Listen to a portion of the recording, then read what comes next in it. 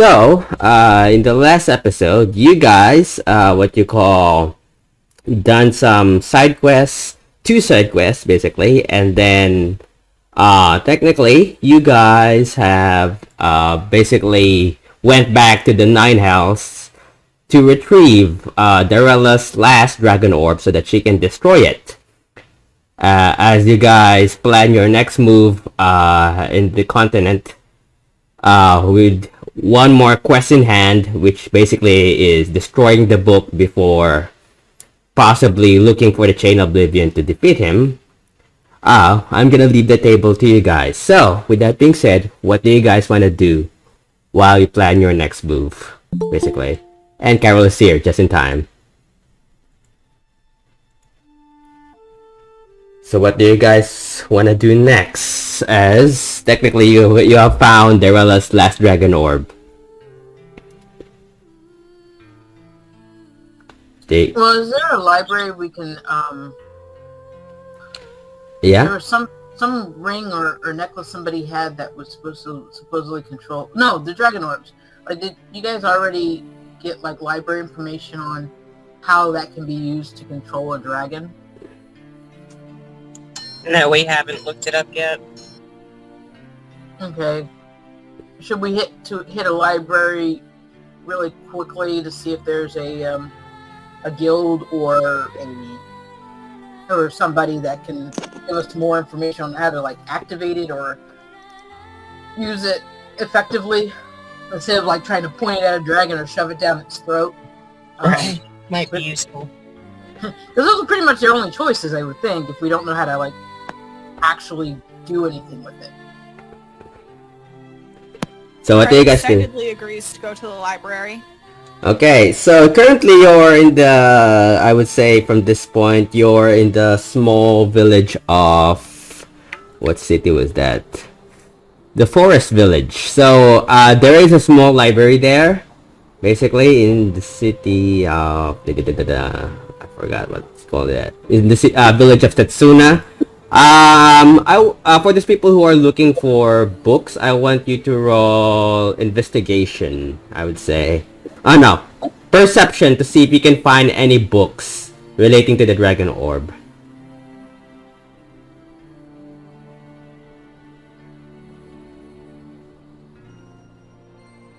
Yeah, I 26. rolled a 4. One second, working on it. What did you guys roll? 26. And Kaylin, what did you roll? 14. 14. Basically, Mara, you find books of dragons, but not specifically the dragon orbs. Miso, you managed to find pieces of the dragon orb books, but technically, one thing that you know basically is if the dragon orb is used, it becomes destroyed. Okay, Sorka rolled a 24. While she does not know how to read, she was asking somebody for help to find books about dragon orbs. Yeah, I would say you show it to Miso, and Miso would, with the help of that, Miso would relate things to you. You do see pictures of dragons, technically. Yeah, well, the other thing Sorka is going to ask is, will this also affect me as a half-dragon? Nope, it would not. Only pure blood dragons, the dragons that have wings. She's just being a little paranoid about it. But the way how to use it is you have no idea. It doesn't say particularly how to use the dragon orb. It only says that once it's used, the dragon orb will be destroyed. Okay. Since we're in a small library? Yeah, it's a very small library. It's like basically a small bookstore. I think we need a bigger library. Like where the Cobalt Sun? Cobalt, whatever they are, the wizarding people do. You also got a message that basically Miso from a message spell or a sending spell from your sister Saki, who said that Lady Allura visited her. And that she's about to accompany her to what believed to be where the place where Mr. Van Drent took her, where they believe to be the portal is. Oh no. My sister just can't stay still. I don't understand this. Like, the whole point of stay with the family. No, let's go on another adventure. I don't know. What's wrong with her? We should get her a leash. Something. I don't know. That can't end well. So that means my family's unguarded. But if they're over there, that means those two are at the portal for the Chain to Oblivion. Like, we can pop over or teleport really over to that bigger city, which escapes me. Right before. Actually, I wonder if the library is near the ice stuff, the ice islands. Ice Haven. Yeah, Ice Haven. Because that library was bigger, and if there's a dragon anywhere nearby, they may have more books on dragons to begin with. So maybe they will have something about orbs. Yeah, that's also where you need to go to basically ride a ship to the island where you need to destroy the book. So that's the last, I would say, the last city that you will be visiting before you set foot to the island of called the Eiselcross, where you need to destroy the book. And it's basically a more or less 2 to 3 days journey from Ice Haven to Eiselcross, and then 2 more days or so journey to the what you believe to be the fortress of the dead Jarl.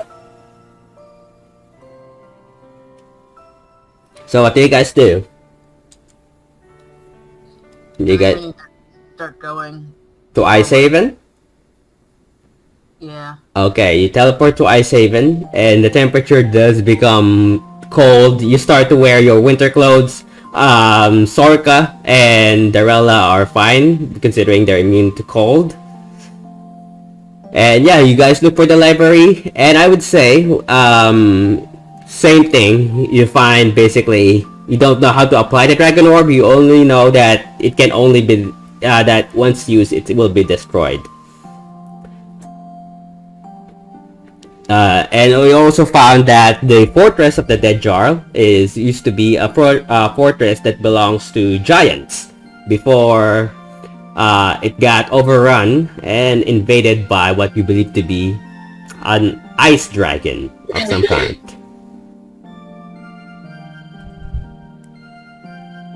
So, what do you guys do?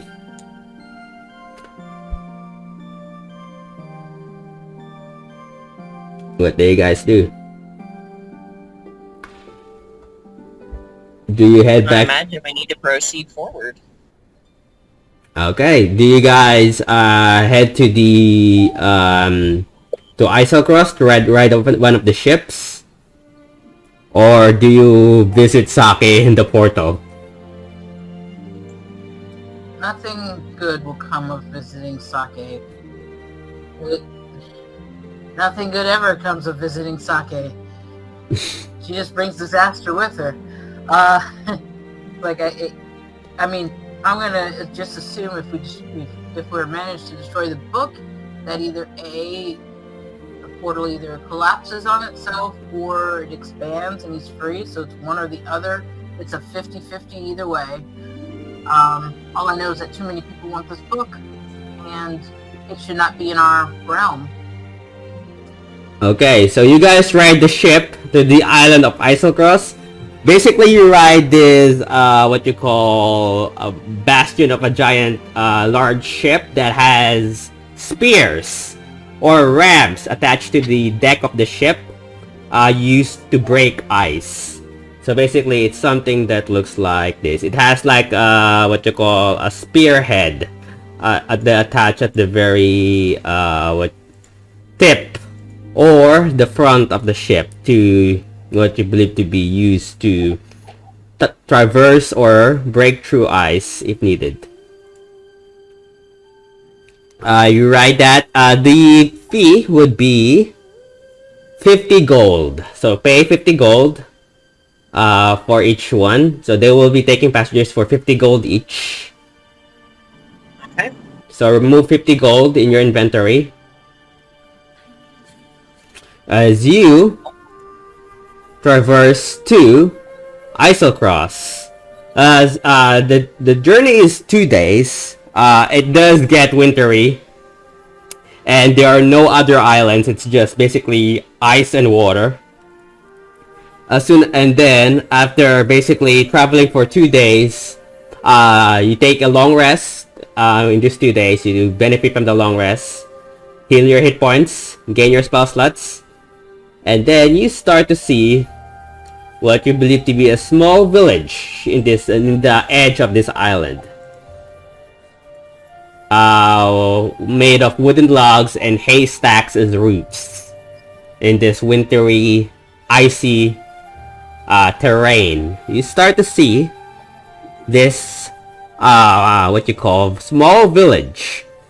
The people here are wearing fur coats, basically those thick fur coats like bear cloaks, or what you call fur feather cloaks to keep them warm. Most of the people here are basically humans and dwarfs, as well as half-elves. As you reach the city of Balancefos, the ship basically parks in the docks. The planks connects the docks to the ship as you guys are basically hop down to go to the what you believe to be the last remaining village before the fortress of the dead Jarl. No. Let me just do this. So, what do you guys do? Is there anywhere in this village to maybe buy any last minute potions to stock up on? There is no magic shop here. There is a blacksmith, a butcher. Basically, it's a very small village. It's not much of a city, and the people here don't look like what you call they have any magical shops nearby. So it's a very small village. There is what you call a blacksmith and a butcher. That's pretty much all you can see, as well as a small what you believe will be a small city hall. There are these towers, watchtowers, where you see what you believe to be a patrol of 2 men holding crossbows or bows, to basically that surrounds the said village, probably to protect it in case of any forms of danger. It is cold and there is this foggy mist probably about 2 or 2.5 feet from the ground. That the mist that covers this entire village, and yeah, it's freezing cold basically. Surrounded by this what you call carved, sharpened wooden logs as some sort of barricade.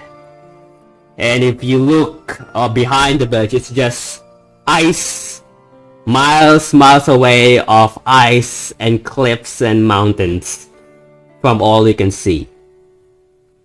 So, yeah. What do you guys do? I think we should find somewhere to stay to get out of the cold. Yeah, there is a tavern. For 2 gold, you can stay there for a night. By the time you reach this, it's gonna be around 8 in the morning. So yeah, what do you guys do?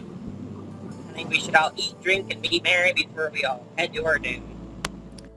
I agree with breakfast. Okay, so you can pay basically for all of you. You could pay for you can pay for 3 gold basically. Whoever is paying 3 gold for a meal, for basically a warm fish, and basically mountain ale. 1 black pearl just for anything anybody wants to eat or drink for the entire day. That's basically 5,000 gold. Basically for 3 gold, you guys That's could okay. buy a decent I'm running meal. out of things to spend it on. But yeah, if you guys pay for a meal, you can deduct 3 gold. Whoever is deducting 3 gold. No, I'm just gonna give him a pearl, and then it's anything anybody in the tavern wants to eat or drink for the entire day.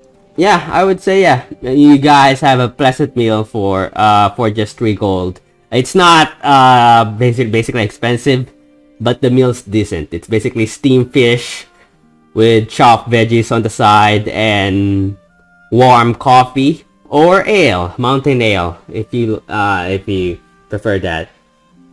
Sorka is very, very excited for steamed fish.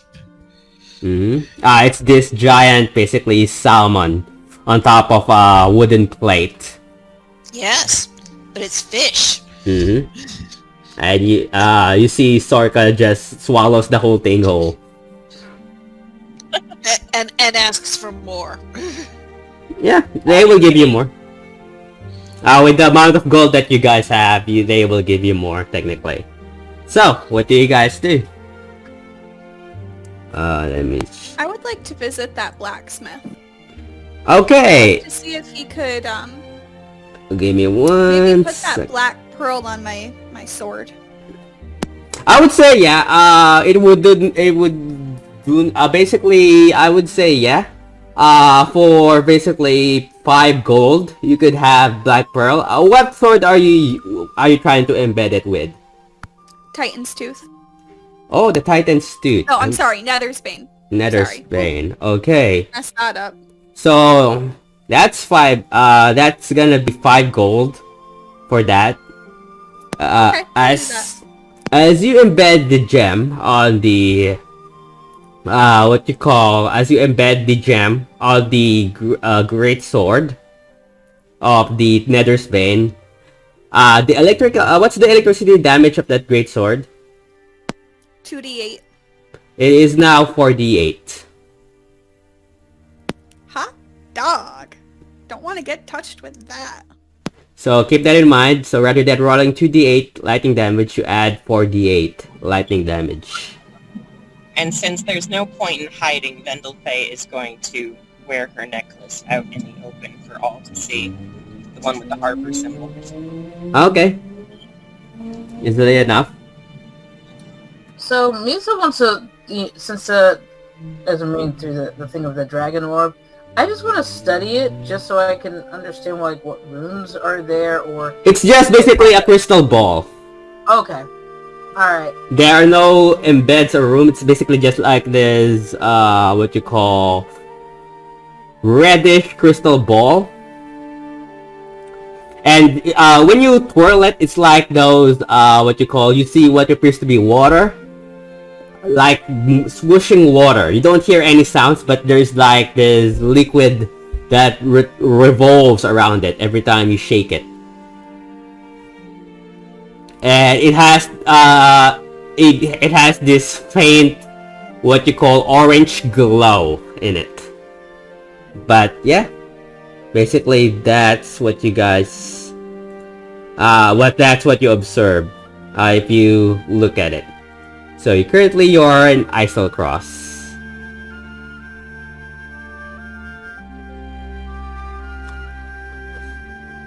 What do you guys do? Do you guys spend a night here, or do you guys set foot?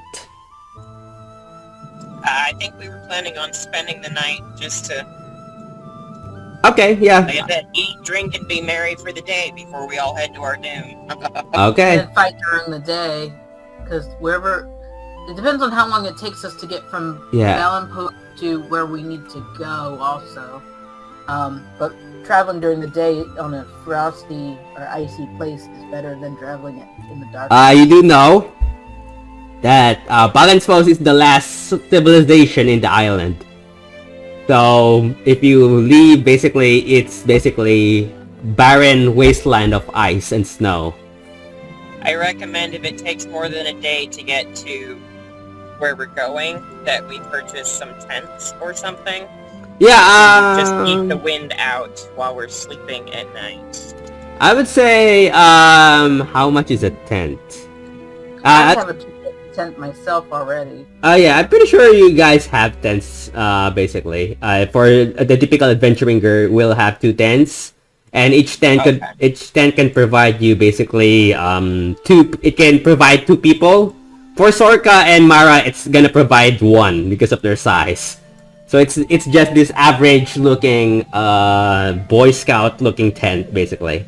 Oh, Girl Scout looking tent. Because tents are semi-flimsy and not necessarily cold resistant, Vendelfae would also like to purchase some large, like, leather hide to drape over the top. Basically, I would say for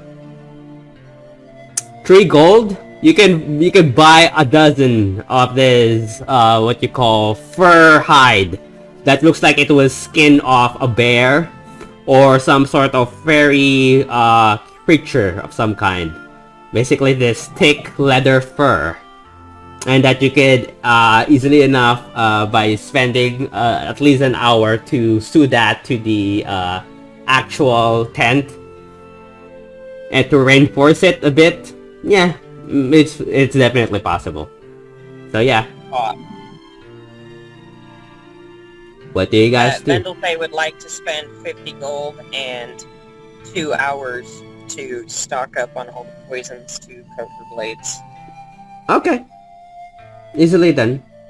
They do not have poison vials here, unfortunately.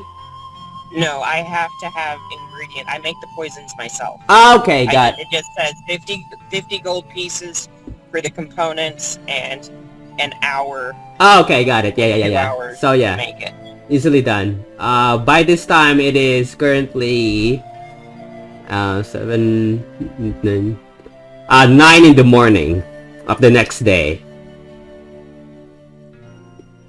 So what do you guys do? Do you guys set foot after Vendelfae does all that? Is it possible to get a cart or? There are no carts. Basically, there are no other transportation other than on foot. Oh darn! Considering this is the last bastion of civilization in the island, which is Balanced. The rest are basically undiscovered terrain. Yeah? Could there be something related to, like, dog sleds? Actually, yeah, there are no carts, but dog sleds, there will be. I guess it could provide for 2 people, and for, I would say, 30 gold, you could buy 1 dog sled that has at least 4 dogs. 4 wolves, rather. White wolves attached to it. I imagine Sorka and I could only... No, Sorka, it's enough for 2 people. So it's a big sled, basically. 1 in front, and then there's 1 in the back. Yeah, Sorka isn't too upset about making, working through the snow, but she's looking at some of her, comrades and going, would you like me to get us some dog sleds so we can at least put stuff on it? So it's at least 30 gold per each sled that can provide 2 people each. I would say Angela wouldn't need one, considering she can just sit in one of your shoulders.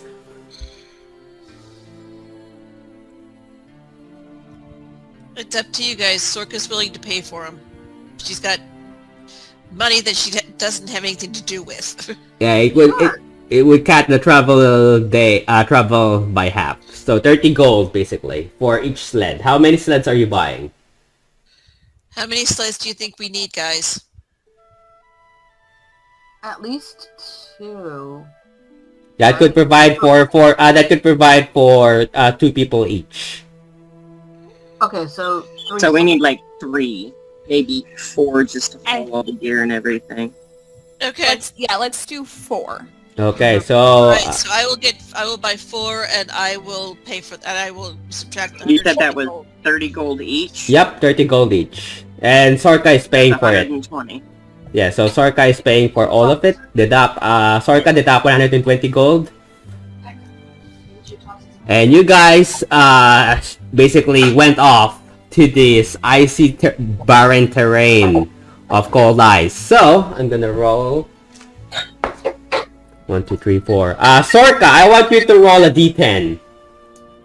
The last d10 that you guys are gonna be rolling for this campaign. 6. 6. Give me 1 sec. Traveler.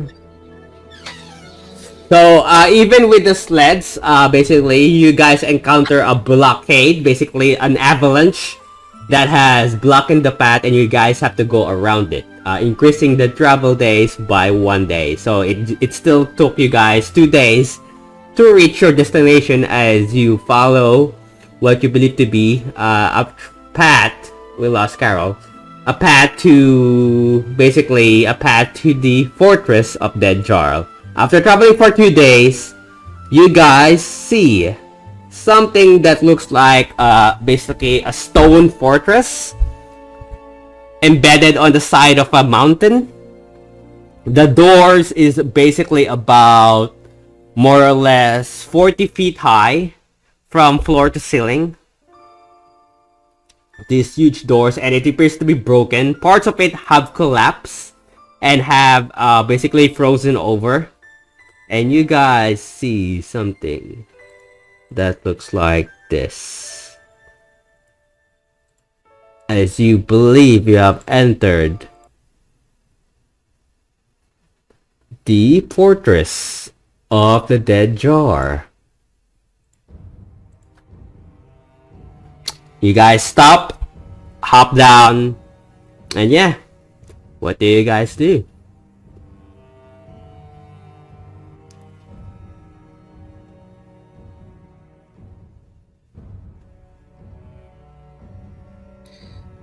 I'm guessing we need to find a way inside.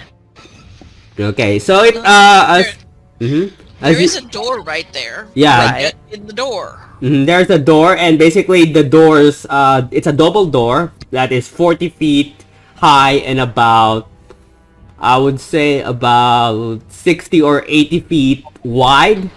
It's too big, surprisingly, considering it's for giants. And the door is shattered and broken down, basically. I think we should proceed very cautiously. There is a dragon about, as we know. And I can't really use my magic would be like iffy, so I'm pretty sure if I try to cast invisibility, something bad may happen. So I would like to attempt to cast Pass Without a Trace and roll for stealth. Are you guys all stealthing or just Vendelte? I'll stealth. Okay. Okay. So for those I will people, also be stealthy. I need to know if there is a dragon around, because if there is, I can sense it. yeah, you do Oh, sense that's it. right. You do sense it. There is one. There is definitely one. And so I can sense it up to how far is that? for now, for those people rolling stealth, roll stealth and add 10, considering Vendelte cast Pass Without a Trace to your stealth rolls. 31. Ooh, 31. 33. Even better. 26. 26. Okay. Sorry, that's 36 because I forgot the efficiency. 36. Yeah. Okay. Disappeared. Yep. Well, except for Sorka, who got a 20. Okay. Even with the plus 10. Oh, no, that makes it a 30. Okay, just still better. What you call Darella? What did you in Vendelte? 37. 40. Oh, you guys are so lucky. Admit it's passive perception. Oh wait, that's 50 because of Oh, God. 10. So Vendelte no longer exists in this campaign. Vendelte has vanished to all history. So I got 39 instead of 37. Okay, yeah. So yeah, technically you guys rolled. I rolled a 15. I plus 15 to stealth plus, and because expertise, I get proficiency twice, and then you add another 10 to that. So yeah, that's probably the highest roll you're gonna get, 50. If I had rolled an That's 19, that's more than 2 natural 20s combined. Okay, so basically, even without how far can you sense the dragon, Darella? It doesn't say, but it just says that I can notice signs. Yeah, you do all notice signs. First thing that you notice is the entire place, other than it being abandoned, there are what appear to be littered corpses of giants, scattered everywhere. Parts and bits of its bodies have been frozen solid, as if they were basically smeared in ice. So you see most parts of their bodies has been either showered or smeared in frozen ice to the point that half of their bodies has been turned into icicles. Are we supposed to just look at the castle in this picture, or do the people standing there actually exist? They're corpses. You see frozen giants or ice giants. Okay. Just checking. Yeah, you also see what you call from the walls. From time to time, you would see scratch marks, which you believe to be what you could be a dragon. They're too big. They're probably, I would say, let's see here. I would say more or less about 6 to 8 feet long, and about more or less 1 feet wide. More or less 1 to 2 feet or even 3 feet wide of claw marks, and there's 3 claws on some of the walls that decorates this place. The whole place is an entire what appears to be wreck. Parts of the yeah. If I can tell what there's a dragon around, they can probably tell we're around. Yeah. You also see footmarks on the stone icy floor. What you believe to be this claw marks that looks like it grabbed the stone tiles, and you see the tracks of it going deeper and deeper to the what you believe to be castle. There are what you believe, you see giant stone statues of what you believe bearded men about 60 to 80 feet tall that decorates the place. Some have fully collapsed, some have scratch marks, some are basically broken apart in half. And yeah, even the tapestries that decorates the place has been torn apart, basically. I whispered to Vendelte, I was like, hey, can you do that telepathic-y thingy that you did before for our group? Yeah? I don't know if we can do everything that way, we can at least communicate without, Speaking. Yeah. So, yes. I would say because of your stealth, I would say you'll be fine even if you talk, as long as you do not talk loudly. So whispering would be okay? Yep. Because considering all of you roll an what you call 30 and above, which surprisingly is good. Basically it's a huge corridor hall. The hall itself is very huge, specifically to fit a giant, basically. So the furniture's here, or even the basically you see tables and chairs that are bigger, basically taller than you guys, way taller than you guys are, considering it is used to fit for a giant. There are parts of pieces of the castle that are crystallized. You see basically jagged ice poking through parts of the castle, and parts of it. What's the average intelligence level of a dragon? Roll nature check. Ice dragons aren't known for their intelligence. That is a 19, 23, or a... Yeah, 23 is the higher one. I'm concerned of an ice giant being frozen to death. So basically, dragons are very smart. They are what you call to be. There are different types of dragons. There are the chromatic ones, which is basically the glowing silver ones, or gold dragons, which are more ancient. And there's the actual adult dragons, Basically, the older they get, the more powerful they are and smarter they are, to the point that they could even, according to legends, speak in common. Okay. And they could also understand Draconic. White dragons, basically, are ice in nature. So, chances are they're immune to ice or cold, and they could blow ice as their breath weapon. Chances are the corpses of these frozen giants are done or resulted by the encounter with the so-called or said dragon. You do see by the end of the hall there are two doors that are broken apart, entering what we believe to be a massive, gigantic hall. In the center of this hall are 4 pillars,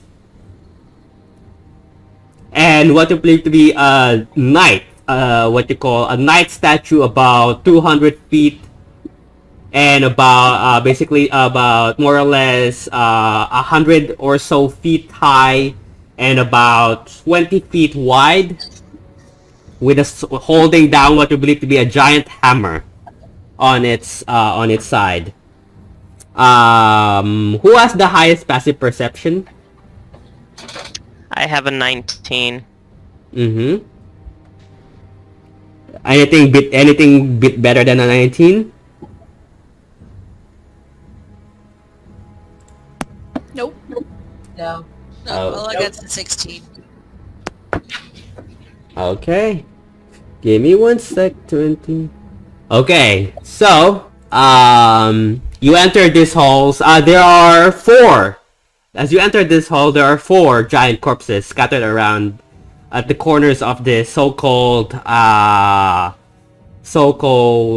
hall, basically.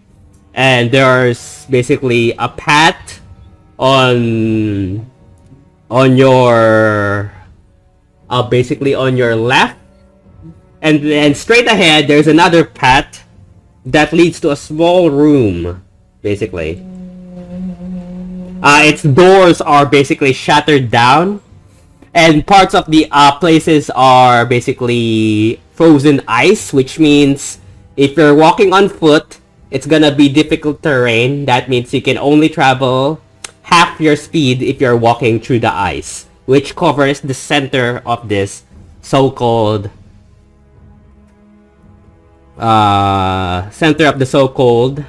basically hall. I'm gonna show you guys a map.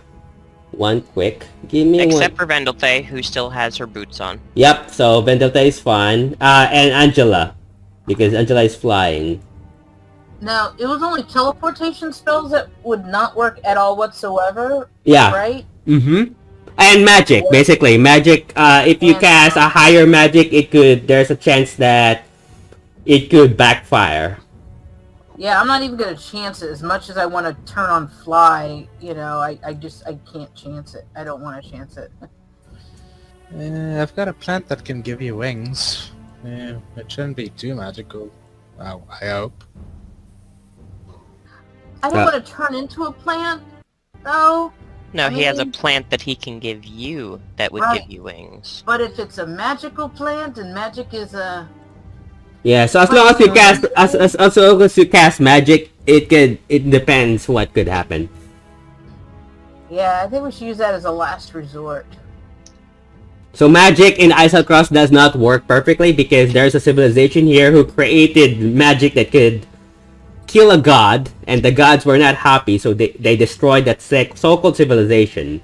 Their artifacts of the so-called city appear to be affecting arcane in nature, so it messes with magic from time to time in the so-called island. So magic in the island is a bit wonky. You're not sure how it works technically, but just being in the island, especially for those people who are magic users, you know that definitely the magic here is not balanced. So you guys you guys see something that looks like this. So if you walk in ice, it is considered hard terrain. There are 4 corpses, 1 on each sides of the so-called gigantic chamber of a hall. What do you guys do? I want to actually in this case, take out my my movable rod, just so I can keep myself with purchase on icy terrain better. And I don't. I have to drop something. I will actually turn on. Not turn on. I will take out my scimitar and have that as well, because I don't trust caves or buildings. There is also this dark dome. Basically, it's a dome ceiling. From time to time, you would hear ice would fall off, and you will also see icicles. Mara also has her sword out, but more is like a walking stick. She is not too sure-footed on the ice. What do you guys do?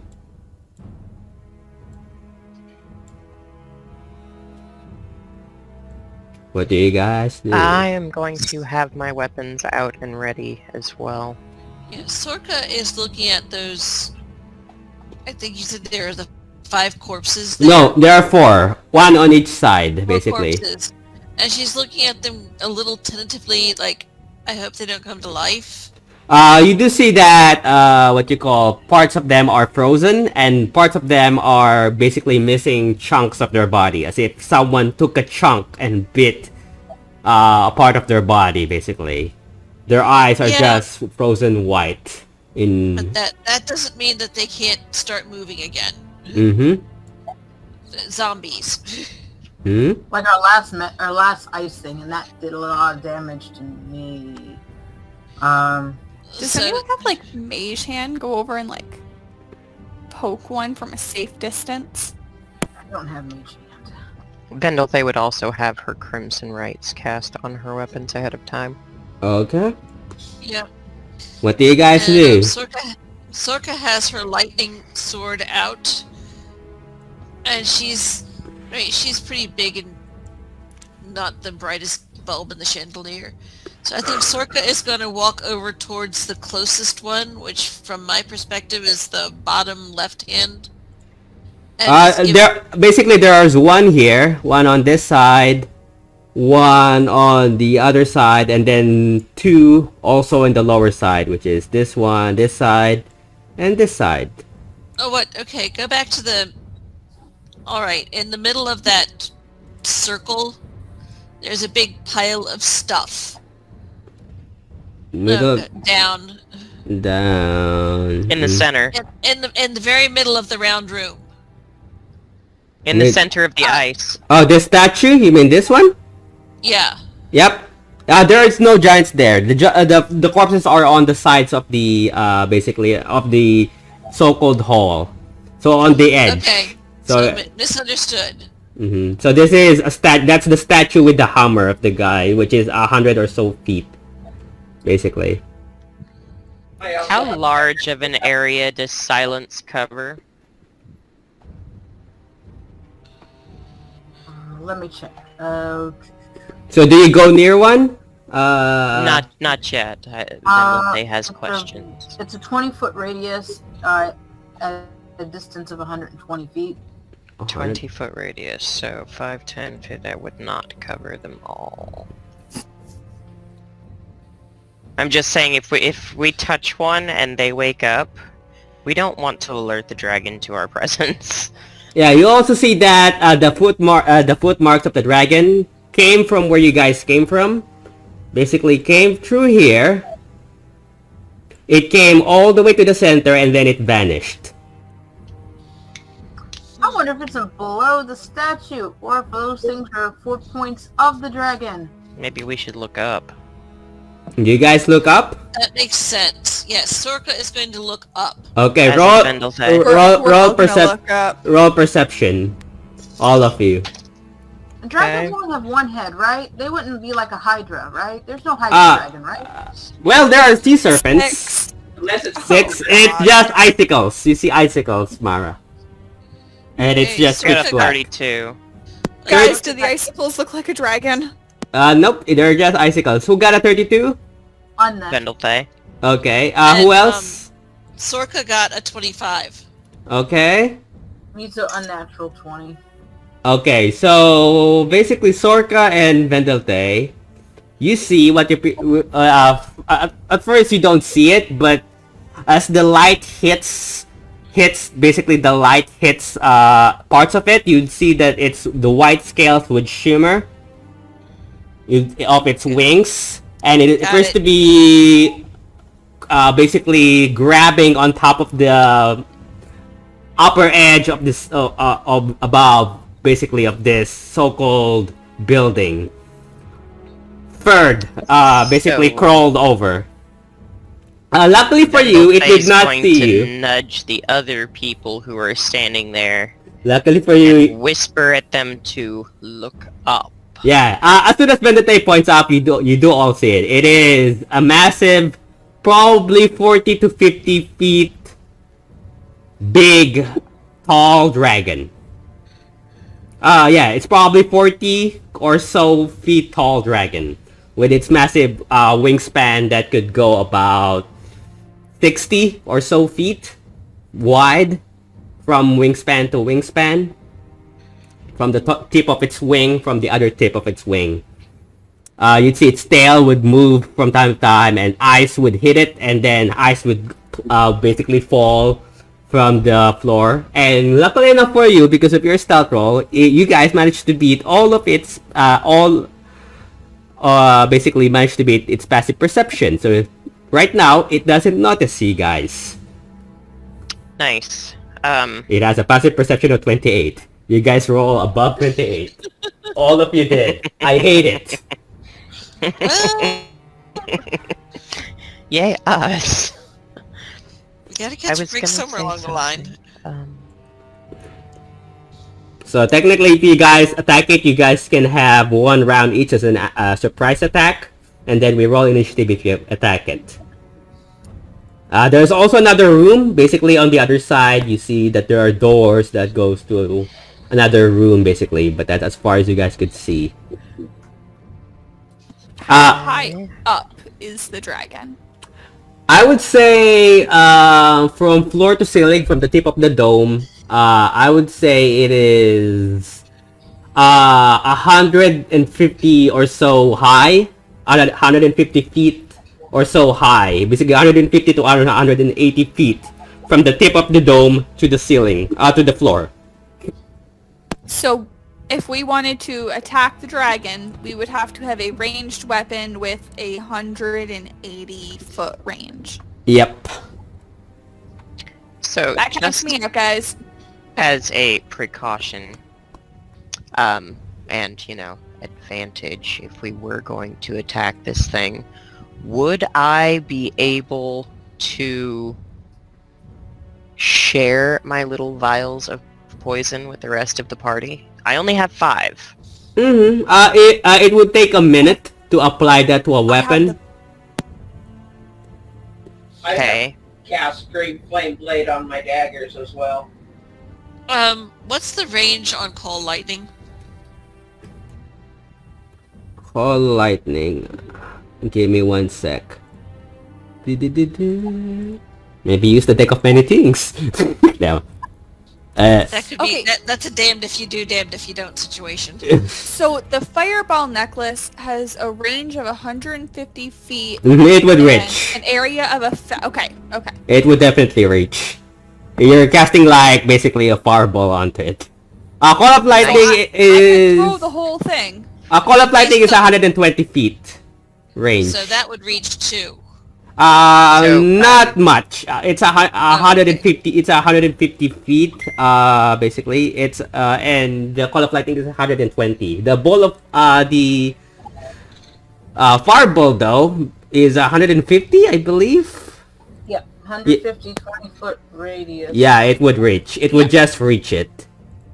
Yes, magic. Or its It wings. would reach it unless magic corrupts, and then it would hit us probably. Magical items is not affected. It's magical spells. What about scrolls? Or is that also? Yes, it also counts as a spell. Okay. No, basically, yeah. I back out and I could try to reason with it. I speak Draconic. We have Yeah, those He likes his so do house I. here. It's up to you guys. We So have I'm those gonna sparklers. give each person a vial of poison to use when they need it. So, take note, if you guys are gonna apply that to your weapon, it takes 1 minute to apply. And It's 2d8 poison damage, and it ignores resistance to poison damage. and how long does the poison damage last? The poison is only good for I think 1 minute, if I'm not mistaken. 1 minute or until you hit something with the weapon. So it's So all, don't apply it till you need it. So it's a one-time use, basically. And the application is a bonus action. So it's a one-time use. Thank you. So yeah, it's a Yes. one-time use. So they they hand you this test tube vials that has this thick green liquid, and it's a one-time use basically. Once you apply the Who all's poison. taking one? Do all 5 of you want one? I will take one. I'm not Okay. sure it would work with my lightning sword, so... It would work. You could still put it on the edge of the sword. Yeah, it would still work. It would add an additional, but it's a one-time use. So basically, once you use it, the poison is gone. I don't believe I should be that close to anything that I require poison, which means I can get squished very quickly. You start to see it moving around, but it doesn't still see you. So it's up to you guys. Yeah, you don't have to take it. I'm just offering. Oh, yeah, no, I don't need it. Okay, Well- so one Mhm. person So- is taking. Is anybody else? No, I'm not. No. Okay, so only Mara. Okay. So I will give her a second vial since nobody else wants any. Thank you. So you now have 2 vials of poison. So I'm going to subtract those. Alright. What do you guys do? And it's 2d8 poison damage for each vial. Yeah, so it's a one-time use, so you have 2 uses of it. You can only apply 1 basically at a Yeah, it time. doesn't stack. You cannot stack poison. So it takes another bonus action to apply the second one. What do you guys do? I hurry up and it's like whisper it like to, I guess, Vandelty, like, hey, with this immovable rod, it can hold up to 8,000 pounds of weight. I don't know how much that giant big thingy weighs. Probably close enough to that. Let's But- see. Sorry, what can hold 8,000 pounds of weight? The immovable rod. The golden rod that you see Miso pulls out this golden rod about like a twig, and that has a button on the tip of this golden rod, basically. What are we doing with that thing? Are we like poking the dragon with it to piss him off? I'm letting, at least wanting to remind or let people know, just in case, like, if we can get it, say, down, if we like position this rod to at a certain point where he can't, like, claw it off of him, like in the, like, like how it's the center back. Mhm. It You can could trap him with it. people, yeah, and make it easier. So it's like, oh, he can't fly this way or that way. He's stuck in that position while he gets plummeted and stabbed. So basically, a golden rod is an anti-gravity rod. So basically, when you put it in the air and you press the button and then let go, it holds in place. So it sticks there, and no matter how much you try to move it, it doesn't move unless you do a strength roll, basically, or unless you press. Wide is this room? Let's see. It's very wide. It's 5, 10, 15, 20, 25, 30, 35, 40, 45, 50, 55, 60, 65, 70, 75, 80, 85, 90, 95, 100, 100. It's about more or less 100 or so feet. That wasn't even the widest part. You have to add another 20 feet on for the very widest section of the room. Oh yeah, so it's probably 130 so feet. Okay. From basically across. Can the rod expand that far to Nope, like it's get above him? it's just a twig. The golden rogue is just a twig. Yeah. Oh, so how would Basically, that hinder him? if explain you that?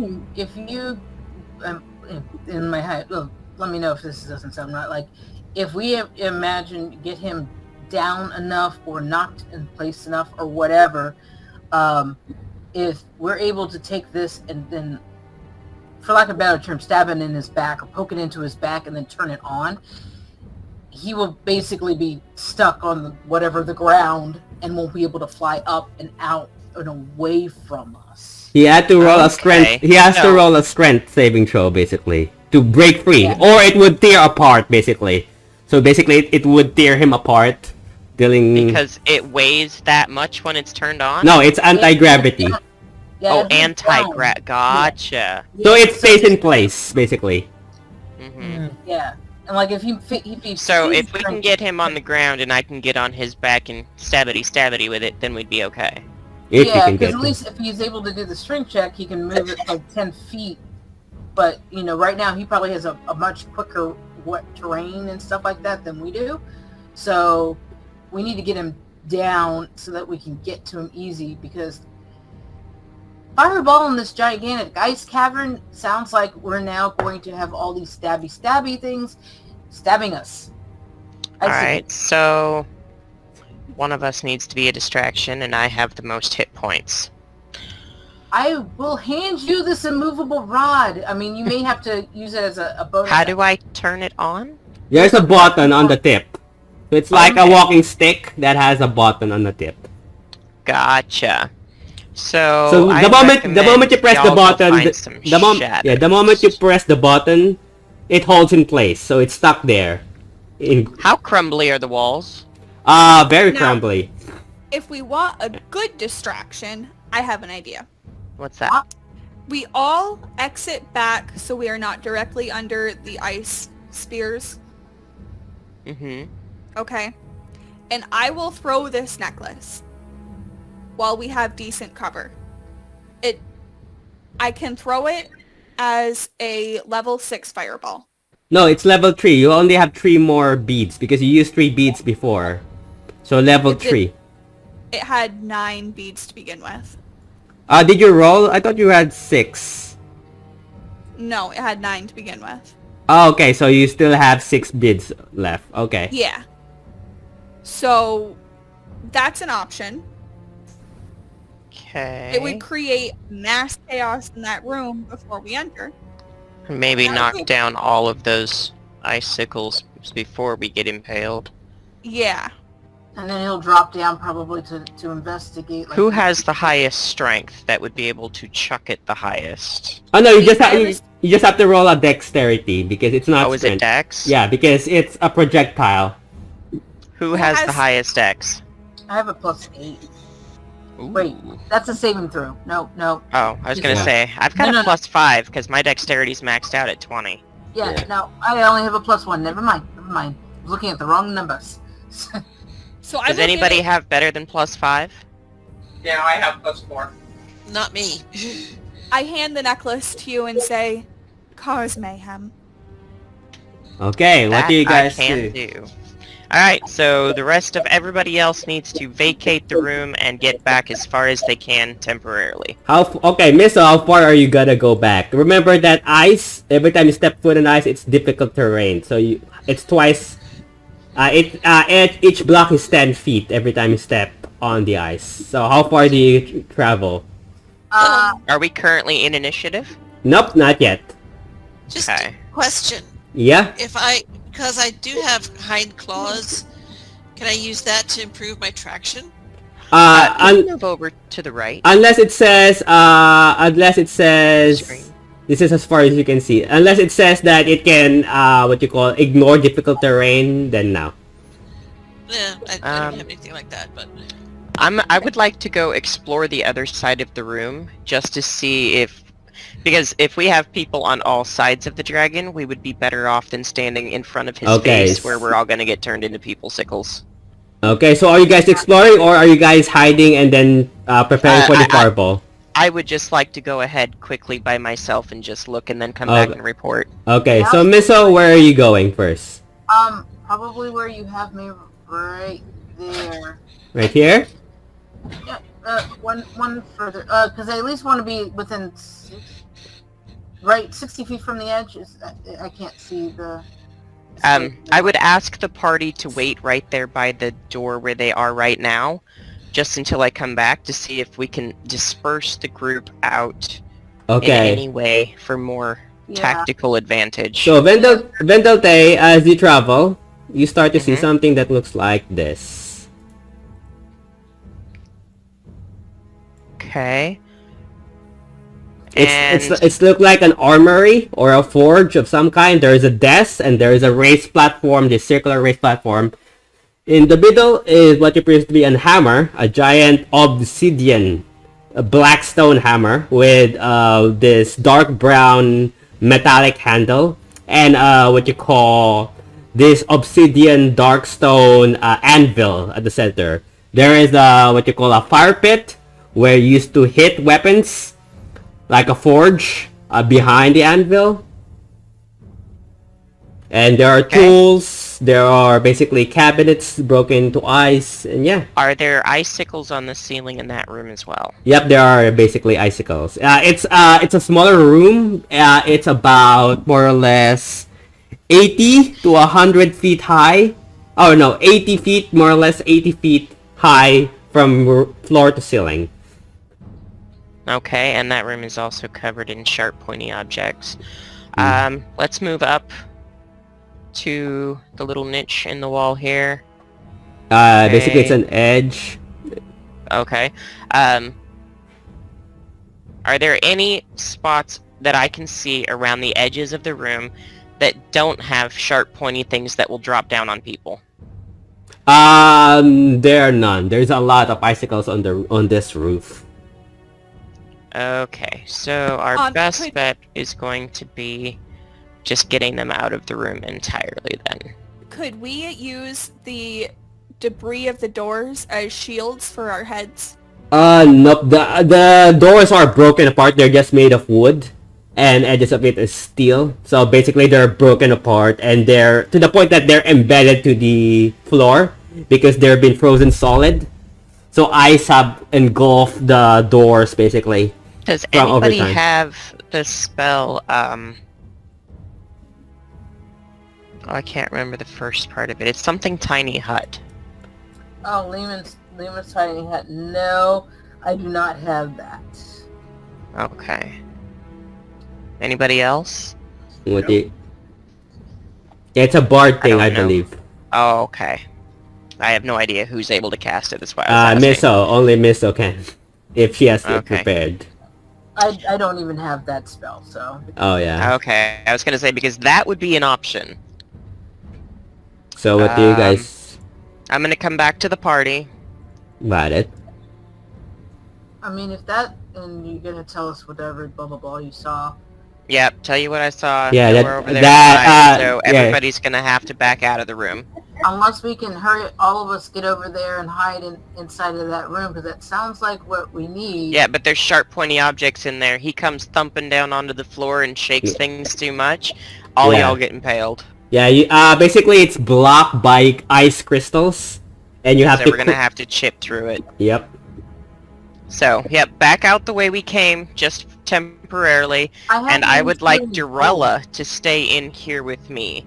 Before we attack, I would like her to attempt to negotiate with him. Yeah, well, that thing is that was blocked by ice crystals. With that, remember I have that magic unsealing door.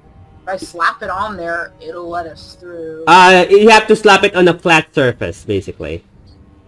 Because it's a door. You have to slap it on a door, and it would stick to a wall, and then create a door, a magical door there that you can open. So that would still work without chipping our way through. However, I'm still worried about the impaling portion. Well, yes, that is a very concern of mine as well. So if everybody would like to vacate the room just until either things go south or things have been cleared up, I recommend standing off to the sides of right where you are right there, so when he lands down here, he can't see you. Alright, so Misso, you're staying here. Angela, where are you going? Who has the least amount of walking feet? I think it's Angela. Because she's flying instead of walking now. How far can you fly, Angela? If I fly, I can go 30 feet. Okay, so I'm gonna cast Long Strider on you. It's just a level 1, just adds 10 feet of movement to your current max. How long does that last? 1 hour. Okay. So keep note. Where do you place yourself, Angela? I think just inside the hallway. Okay. Darella, where do you wanna stay? I'll be staying with Fiddlething. Oh, Yeah, Dorella's staying with me. Mara. I will move back into the hallway and I will try to shield Angela so Okay, Yeah. it and doesn't. That open hallway there on the side that goes to the left in there, right here. could y'all step back in there so that he can't just see you standing there when he lands? That's a very good idea. So right here Yep. Mhm. or right here? No, that's too far. Let's just go a little bit. Yeah, bit just so we can behind track the it. ridge right there around the corner is good. Okay, so remember that this is difficult terrain for those people who can't walk in ice. So considering it's frozen ice, so remember that it's 10 feet for each block rather than 5 when you try to move. Alright, like I'm guessing we'll like that. And then Vendelthay is going to step behind the pillar to the right of the door. There you go. Yep. Darella, He's what gonna about hang you? out back here, just out of sight. I will just stand out in the middle so I can talk to him, so he can see me. In the light? Yes. Okay, you see Darella, Vendetta, you see Darella. The dragon is still there, what do you do? And the Vendeltes does have my immovable rod on her. I gave that to her before I went away. Yep, Uh. and the necklace. Yep. So, if things go south, Darella, Yeah. vacate the room so I can use the explodey thing Right. and get the ice crystals down. Okay. Try not to get eaten. Okay, Darella. Okay, I'll just, call out to him, call him a great white. We get Yes, they do no love to be flattered, don't they? Okay, so... harm, Okay. and we just... What are we here for? I forget. Are we just here for the hammer? We're here to use the forge. Okay. This one that we What's wait, what's the ticking sound? There's someone ticking. That's my husband. Oh, okay.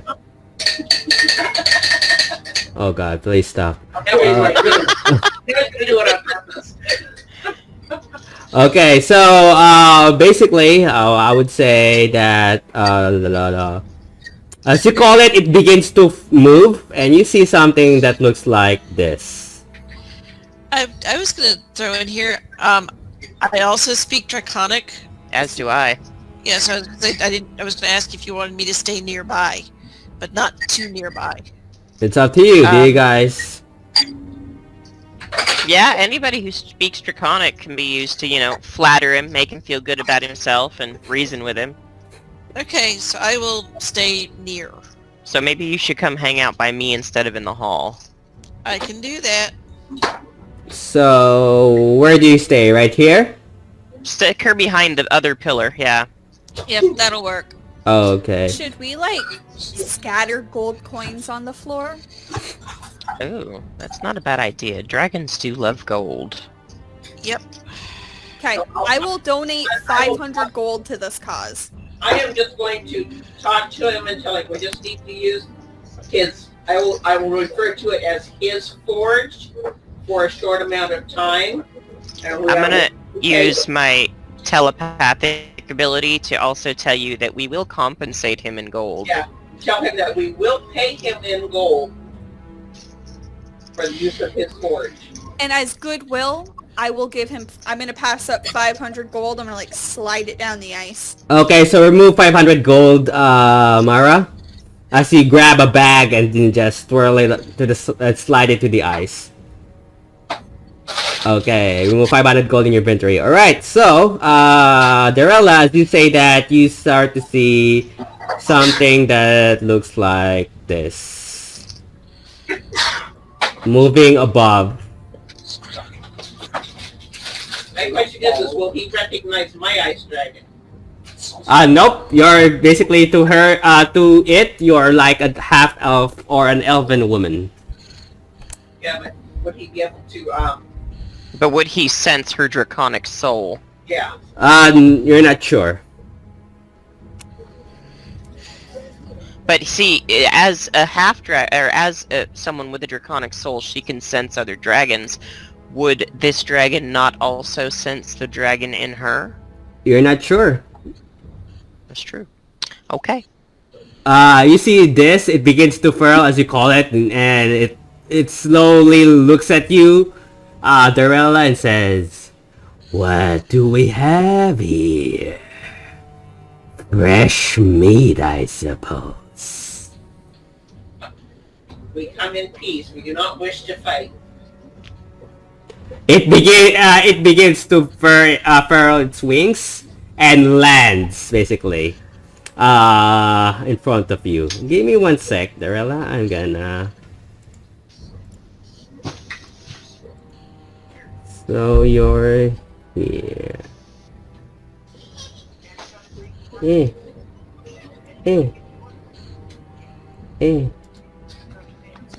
And group players.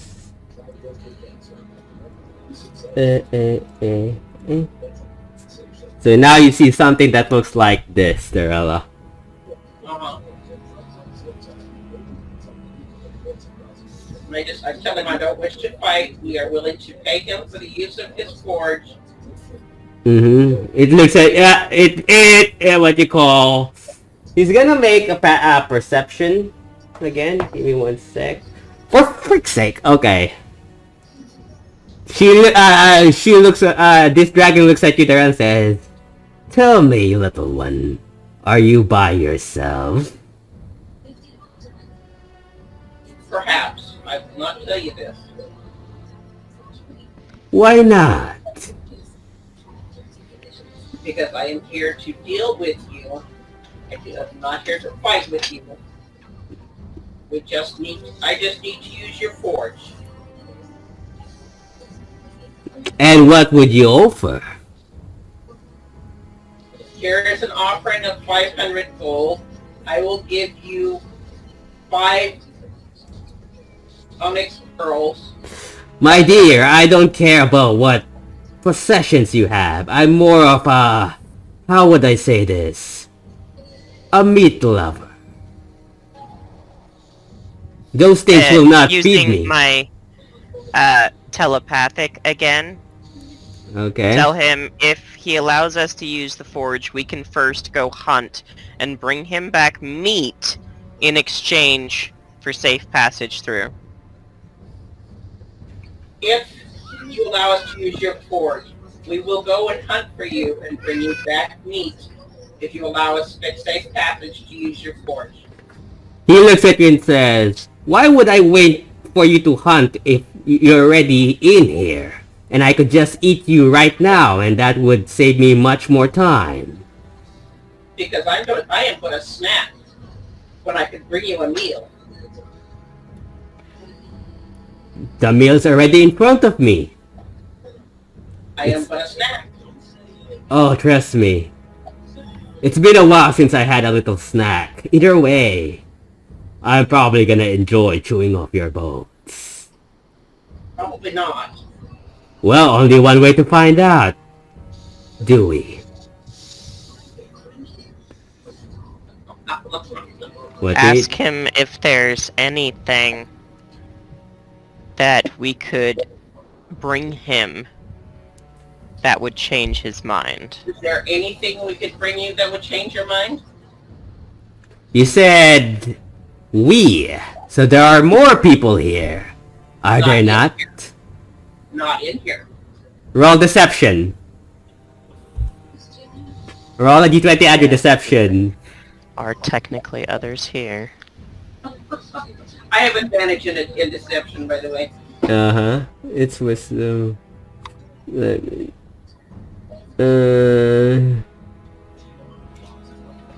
23. Give me 1 sec. Wisdom... 14... Really? You shouldn't have lied to him.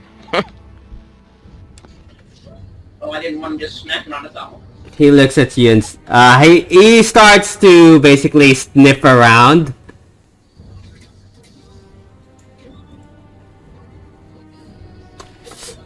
So you're not alone then, are you? I step out and say, no, I'm with her. Okay. While The this conversation's going on, can I try to like sneakily go up this sideway? this way? Yeah. Okay, roll stealth with disadvantage. So technically, you're just rolling straight stealth because you have advantage in stealth. If I'm not I mistaken. still have I rolled pass a without nat a trace 20. on. Okay. Yeah, you managed to sneak in. How far do you go? I'd like to go just about right there so I can kind of see what's going on in that room and make an artful entrance if I need to. Okay. Except, if things go south, you're gonna want to stay in that hallway, and the other two are also going to want to vacate because things are gonna explode. The Yeah, head. that's why I'm not going into this Okay. little portion here. I'm just Yeah. kind of like peeking around like, oh, is this gonna go bad? The head suddenly shifts and turns to Sorka and says, "Ooh, looks like it's my lucky day. 2 meals at one day." You know what? I don't taste good. Well, that's for me to decide now, would it? And it... Tell him that I bite back. You lay back? I just tell him I bite back. Okay. And I still have on the armor, and I've got the lightning sword. So I said, well, it might be a bit of a shocking meal if you try it. Is that a threat, Dragonborn? Nah, just an observation. It begins to move closer. But as I said, I don't taste good. We'll see about that. For Darella and Sorka, I want you to roll initiative. Just the two of you. I would say for the rest of you, you guys can roll initiative, but hold on to with your initiative. So right now, I'm gonna be focusing on them. I got a nat 20. Okay, so Darella has a nat 20. Sorka? I have a 16. 16. Oh god, he And rolled. I did cast Green Flame Blade on both my daggers before I came in. How long does the green flame last? It doesn't have a time limit on it.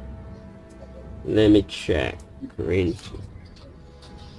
I mean, I've looked at it. It doesn't seem to have a time limit on it. And Vendelthe got a 36. Okay, hold on. For those people who are not yet there, hold Sorry, on. 26, not 36. Green flame blade. No, it just doesn't say how long it lasts. Green flame, green flame blade, right? Yes. It's a cantrip. Melee weapon at least one surface, instantaneous to finish at 5th level. Yeah, it does. Range of components. I would say until you dispelled it. It doesn't have a duration. You banish weapon uses spellcasting melee attack against a creature in 5 point on a hit to the target. Okay, and you can cause green flame taking up a choice that you can see in 5 feet. The second creature takes fire damage. But at the high levels, it deals 1d8. Instantaneous. Okay, duration is instantaneous, so it's only a one-time thing. It's an instantaneous effect. So you have to keep casting it as an action to do it. Duration is instantaneous, so it happens right away. Okay, Alright. So I cast it before I came in on both my daggers. Okay, so as long as you do not use it yet, then once you use it, then it will disappear and you have to use it again, basically. Okay. Give me 1 sec. Increase. Alright, so Darella, what do you do? Do you hold your this initiative? As you see this dragon preparing to do something, what do you do?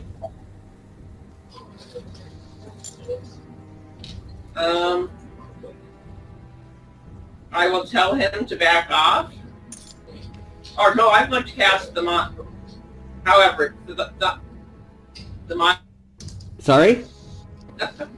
So I can't pronounce it. Come on, Carol, give me a break. Give me a hand here. What are you trying to do? Cast that dragon thing. Dragon breath? No. The necklace? Thaumaturgy, that's it. Thaumaturgy. Okay, so roll intimidation check with advantage as you cast. So remove a spell for thaumaturgy. It's a cantrip. Okay, so yeah. Okay, so It's not a cantrip, but it is my draconic legacy. so I would say roll intimidation. Okay. Oh. I am proficient in, and I have advantage with intimidation. Yeah, so basically, yeah, you add your proficiency bonus. Proficient or expert? Proficient. Okay. Okay, let me see what I get.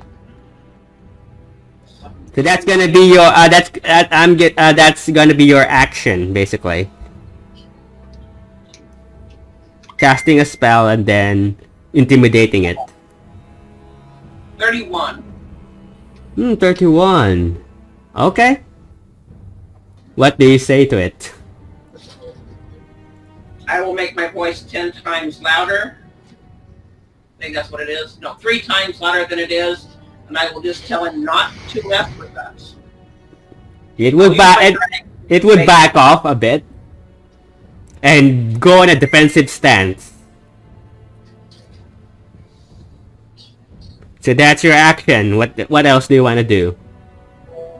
I'll just stand there and wait and see what his action is.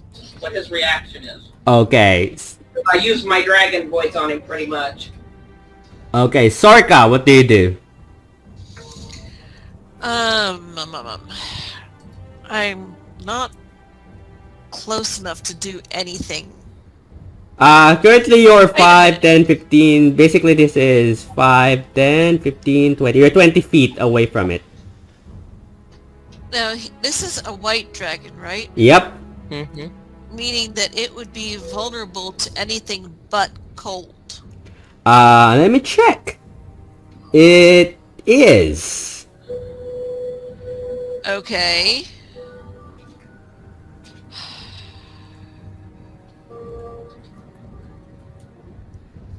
What do you do? I have an idea. Okay, move me a little bit, a bit closer. How close? Define closer. Sword distance. Right here? Yeah. Okay. So I'm gonna use my flame tongue greatsword. To attack it. Yeah. Okay, roll to hit.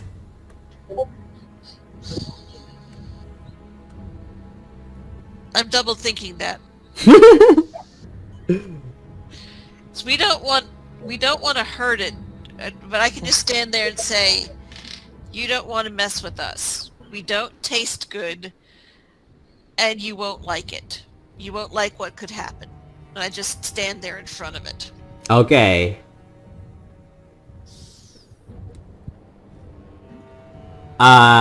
It's now its turn. It will look at you, Sorka, and it's close. Its face at the tip of its basically mouth, looking at you and says, "Well, there's only one way to find out, and it would bite you."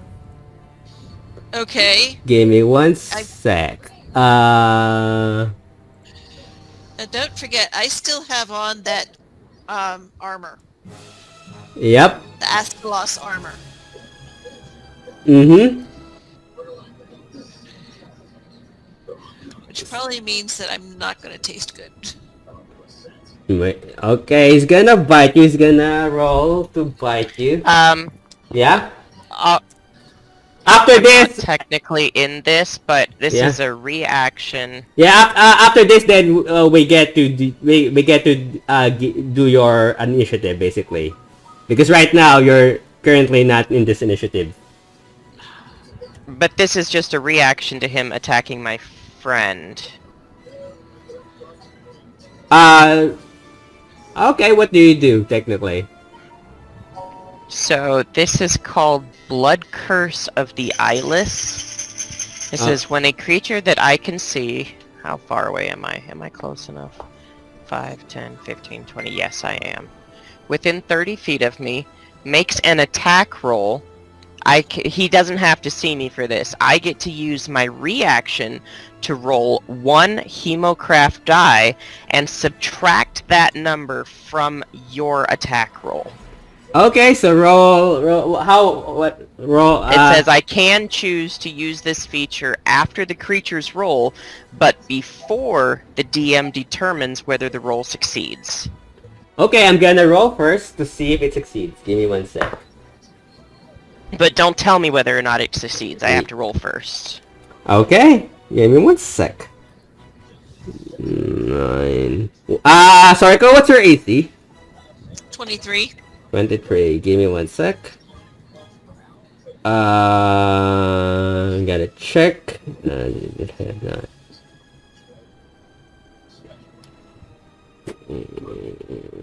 Okay, are you gonna use it? Yes, I am. Okay, roll. I did, and I get to subtract 8 from yours.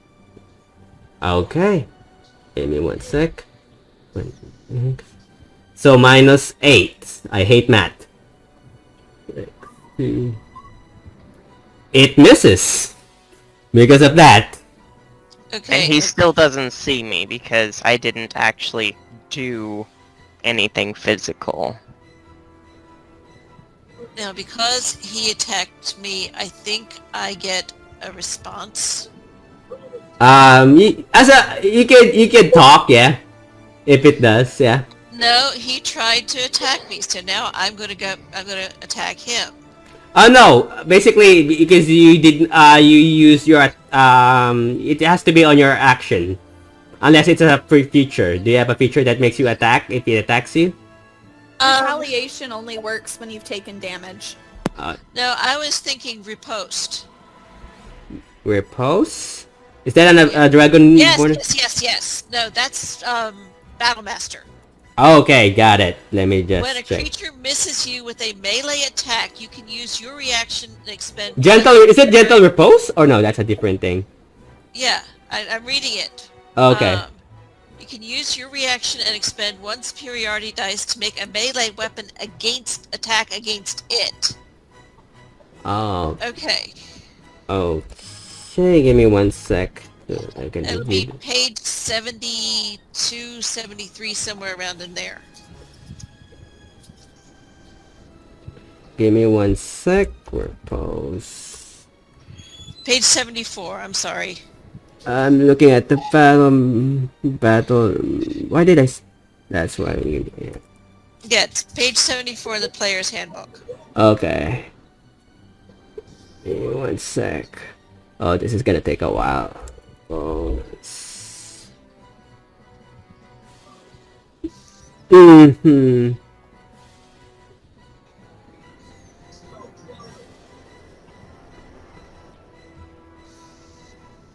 Of the player's handbook, right? Yes, page 74. Oh boy, this is gonna take a while. Give me 1 sec. Player's handbook. 74? Yes. Luckily, I have the books with me. It's the second column from the left, about 2/3 of the way down the page. Okay, give me a sec. Hopefully my... Oh, great. 1 sec.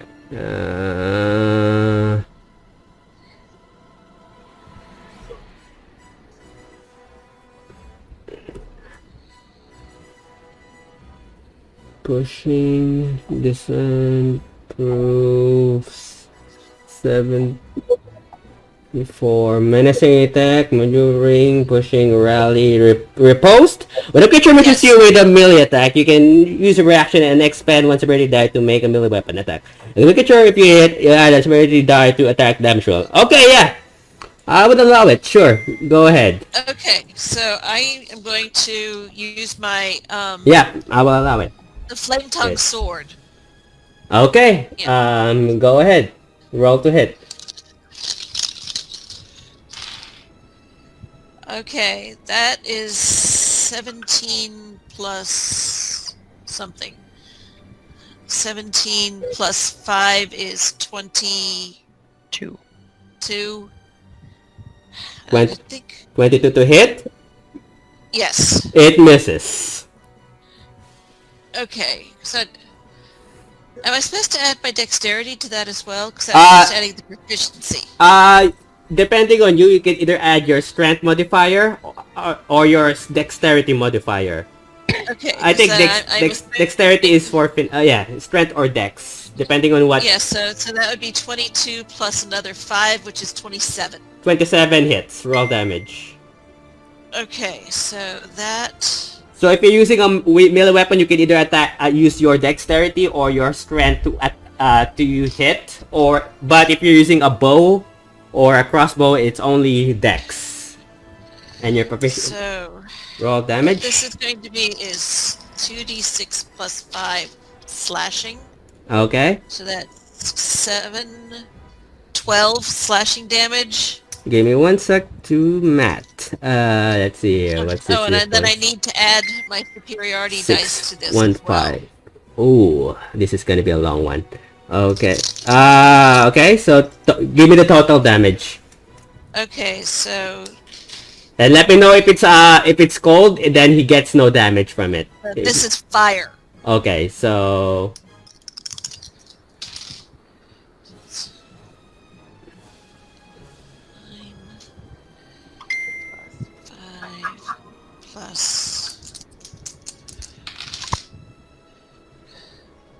7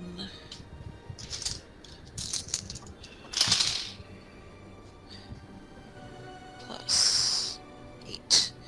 Okay, now I need to math.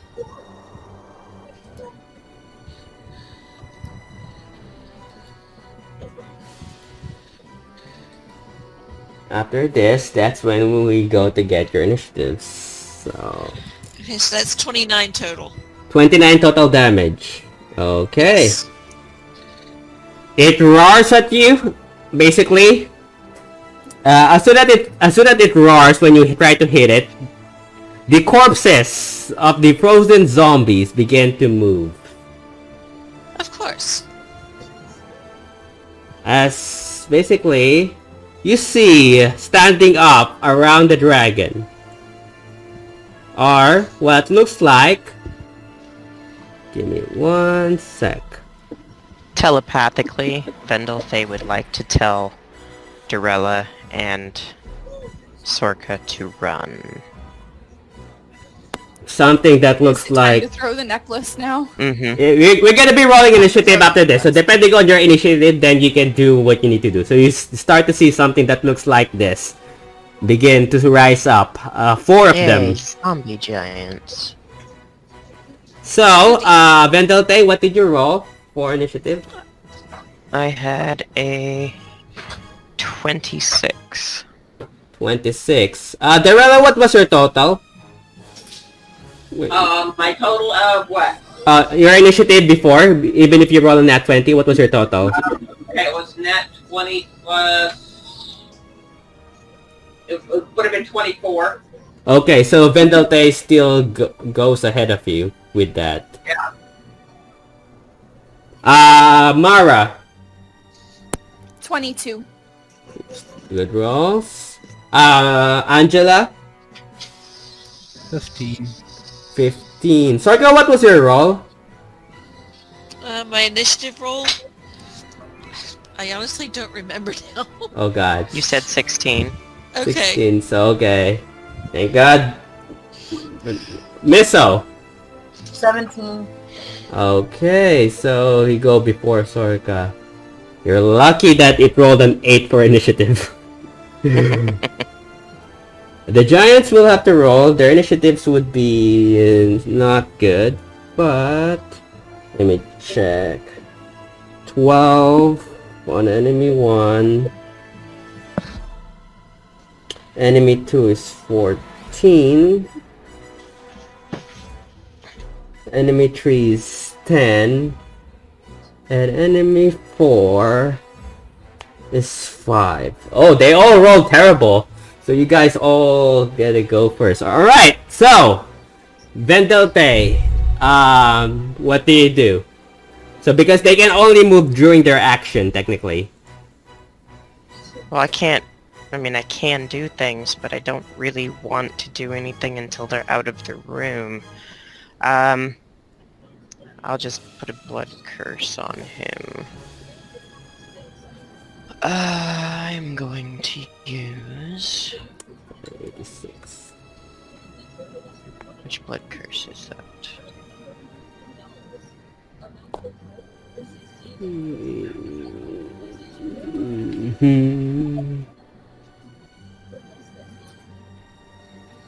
It's Brand of Castigation, but I can add something to it. I just don't remember what it was called.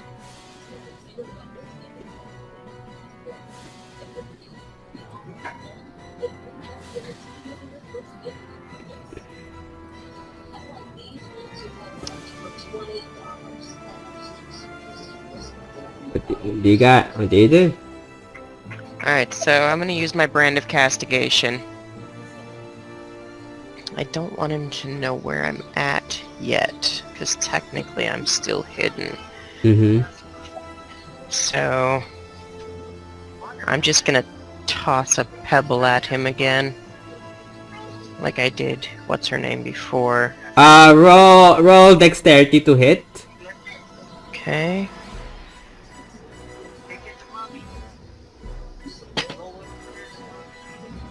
What is 19? So roll a d20, add your dexterity modifier.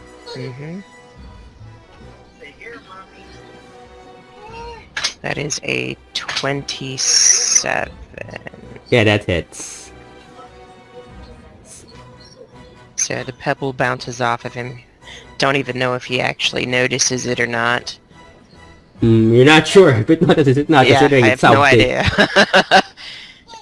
And then he is now marked with the Brand of Castigation, so anytime he deals damage to a creature that I can see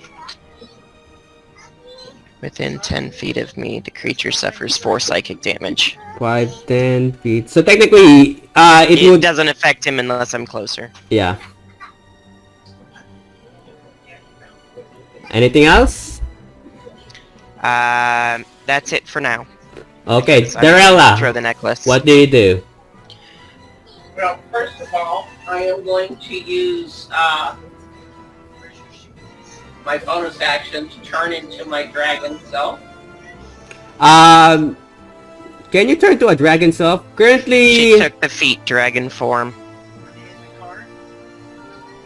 Give me 1 sec. Technically, as soon as you use that, it doesn't work.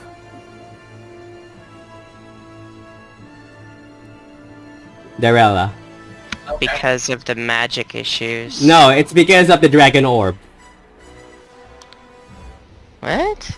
You're not sure what? Because when you try to do to turn to a dragon, the dragon orb interferes with the magic and then it stops your dragon form. Okay. Even though she's not technically physically touching it? As long as it's in her person or it's nearby. It's in my bag of holding. Doesn't that technically mean it's on another plane of existence? Oh yeah, it does. Let me double check. Yeah, it does. It's in the bag of holding. So, in D&D... What's that dragon form? It's a silver dragon. Yeah, it's called dragon form. Or lesser dragon form. Which one was it? It's dragon form. Oh, okay. I knew there was 2. I just So didn't know which one. it's a spell, right? No, it's a feat. Dragon form, D&D dragon form. It just basically allows her to bring out her dragon self. It's not a spell. Yeah, just as I can use my bonus action to change into my dragon, my ancestral dragon. For some reason, it doesn't appear on D&D. It's a homebrew. Yeah.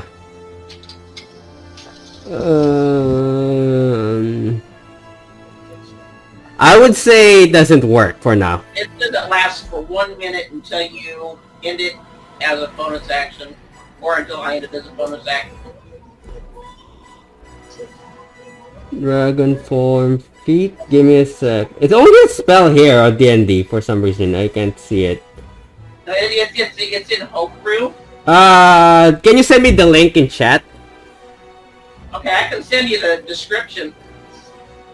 I know where you found it. Oh, okay. Let me find it again. Beats homebrew. Let me find it. Okay. Let me find it again.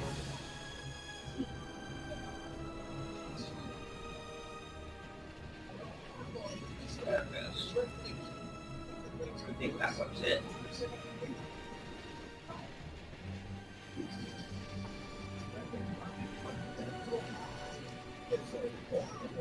Huh.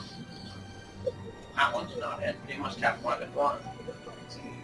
Because I only see the dragon form as a spell. Okay. Which is weird. But I would say for the sake of this, if you can't find it, it doesn't work. Okay. Until you get the sense that until you destroy the dragon orbs, then that's when you can use your dragon form. Okay.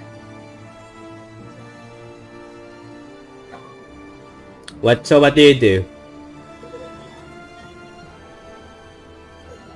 Let me think.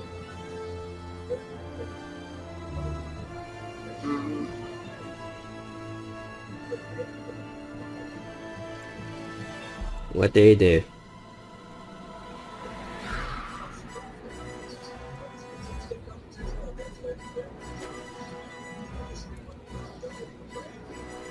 How far away am I from him? You're 10 feet away from him. Is that far enough to, well, yeah, that's not up close and personal for melee. Yeah, you have to be 5 feet. You have to be in front of it. Yeah. I'll just cast Firebolt at him. Roll to hit.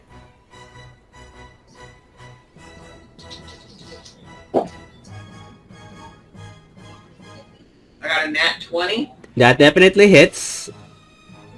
Roll damage. And then multiply it by 2. Silver.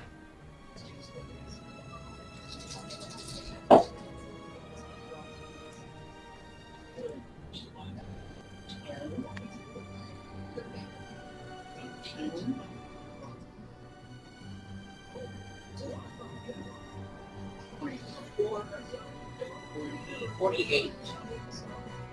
48? 48. What type of damage is that? Fire. Okay. 538. Okay, and anything else? Nope. That'll be all. Okay, next one is Miso. No, Mara. I'm gonna hold my action because I'm waiting for that necklace to go off before I enter the room. Okay, Miso. So, well, I'm far away. Yep, Is and there it's... way- How far, well, he doesn't even know I'm there. But how much is 60 feet from him? Technically, if you're moving through ice, it's 10 feet per square. So that's, if you're gonna go here, this is 10, and this is 20 feet of movement already. Then this is 30. So that would be half of that because it's ice. Mm-hmm. What? Visually, would I be 60 feet in visual range of him? 5, 10, 15, 20, 25, 30, 35, 40, 45. Yep, you will be from here, yeah. You will just be 5, 10, 15, 20, 25, 30, 35, 40, 45 feet. Yeah, you're within 60 feet from here. So, at least he's focused on it. I will attempt this one spell and see what happens. You're gonna hit Darella though if it's a spell. Because no, this is a targeted spell, actually. Okay. I mean, I want to, well, Yeah. Wait, where'd it go? Yeah, there it is. Because I need to be in 60. I want to attempt to cast Polymorph on the dragon. Okay, roll, DC, what's a DC? It's a wisdom save of 16. 16. Okay. Wisdom. It succeeds with a 20. So that's your action. So remove a spell slot for that. One day I will be able to cast. I'll be able to have it work. And I'm just gonna... Right now I have no other thing to do, so I think I would just, stay there. I don't know if I can do stealth as my, I guess... No. Would trying to make sure I'm still in stealth a bonus action, or no? No. The moment you attack, stealth will no longer apply. Then I will, for the bonus action, then will be Blade. I'll turn on Blade Song. Okay. Because I'm gonna need it. Anything else? That's it for now. Okay, Sorka. What do you do? Okay. This thing tried to eat me. I'm gonna attack it. Okay, roll to hit. I already did. It was a nat 20. Definitely hits. And the total damage is 44. 44, Just let me know if it has cold damage on it. No, this is fire. Okay. That's your first attack. Okay, so the next roll is 25. Let me check if it hits. It just hits. Okay, the damage on that one is 23. 44, 23. Wow, you're doing a lot of that. Okay. Yeah, and my next one is gonna miss because that's only a 20. So Okay, you said that 25 just makes it? Yep. Okay, I needed to know that. Okay, Angela.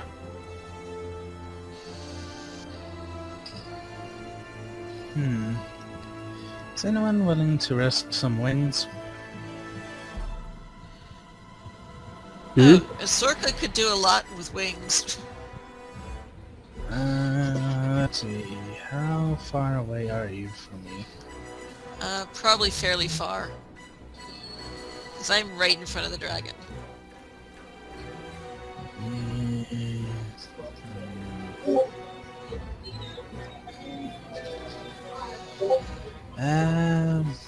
Yeah, I'll just move 30 feet towards the action.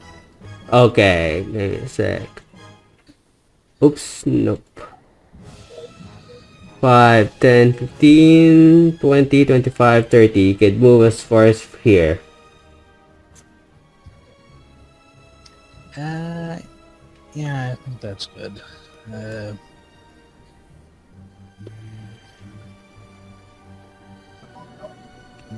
Let's see here.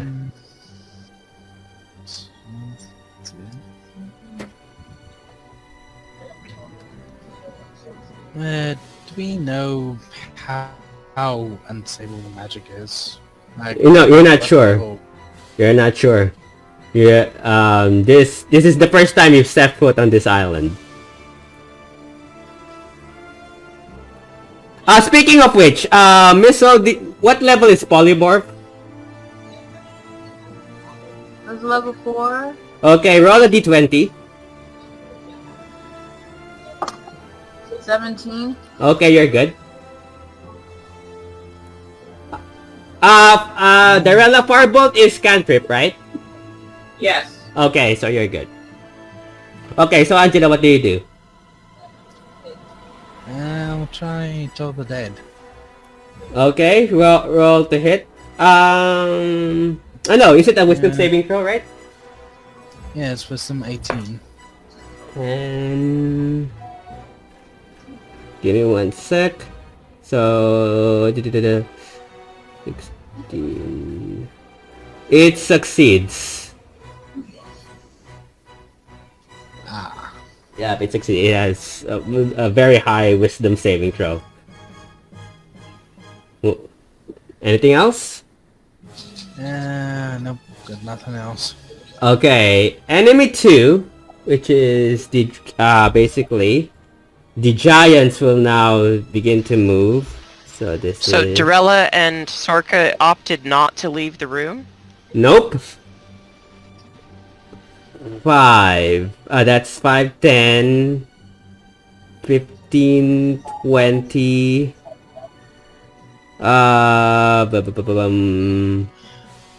Give me one sec.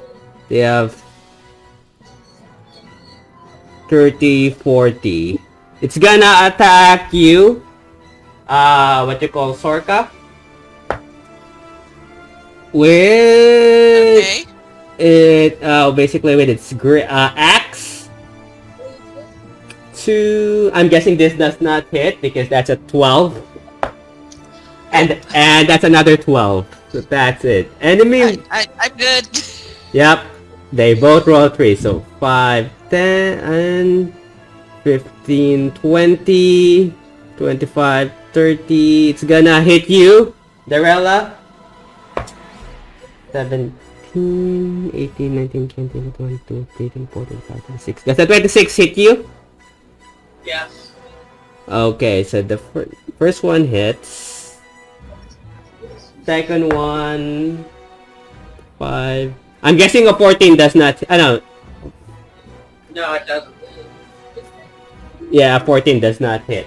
So the first one hits. So that's gonna be 3d12 plus 6. So you take 3, 10, 13. Ooh, 25, 13. 25. We take 31 slashing damage as this giant axe cleaves on your chest, Darella. Okay. And then enemy 3 will begin to move. 5, 10, 15, 20, 25, 30, 35, 40. That's as far as it goes. The dragon will now attack you, Sorka. Actually, no. It's gonna use its ice breath. Because it can. On me? Oh yeah, you're resistant to cold, but I'm gonna make it... Yeah, you're resistant to the cold, so technically, you'll be fine, even if it hits. So, first things first. It doesn't recharge, so it doesn't get its cold breath back. Just give me one sec. 7... Yeah. So do basically Darella. Yeah. 90 foot. So how far is a 90 foot? Give me one sec. 90 foot.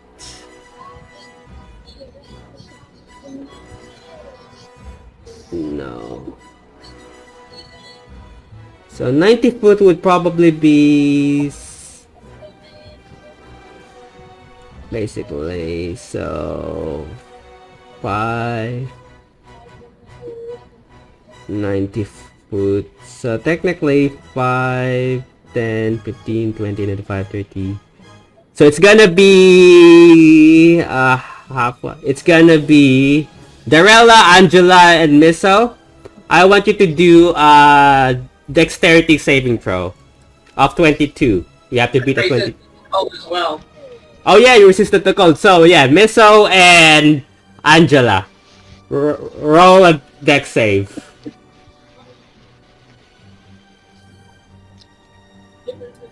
That is 25. 25. You take half damage. DC. And Angela? 17. So you take full of this one. So 17d8. I'm not doing math. My god, 76. So Misso, you take 76 damage. 76 cold damage. 76 is half? No, 70. Oh, half of 76. Sorry, I can't do math. 76. So Angela, you take 76, and you take 38. Miso. Technically 17 d8s, but I don't want to do 17 d8s. So Angela, you take 76 damage. Are you still up? Yeah, I'm on 45. Oh, and Miso, you take 38. Miso? As this burst of cold, basically, surprisingly, Sorka and Darrell absorb it like it's nothing. But the other two absorb it. So, yeah. Next is gonna be, technically, that's its weapon, enemy 4. Which is on the other end before we go to the next round. 5, 10, 15, 20, 25, 30, 35, 40. So now that we have them all in a group, we should just let it skedaddle and let her throw the beads. Alright. The problem is I get another turn before y'all get to move. Yeah.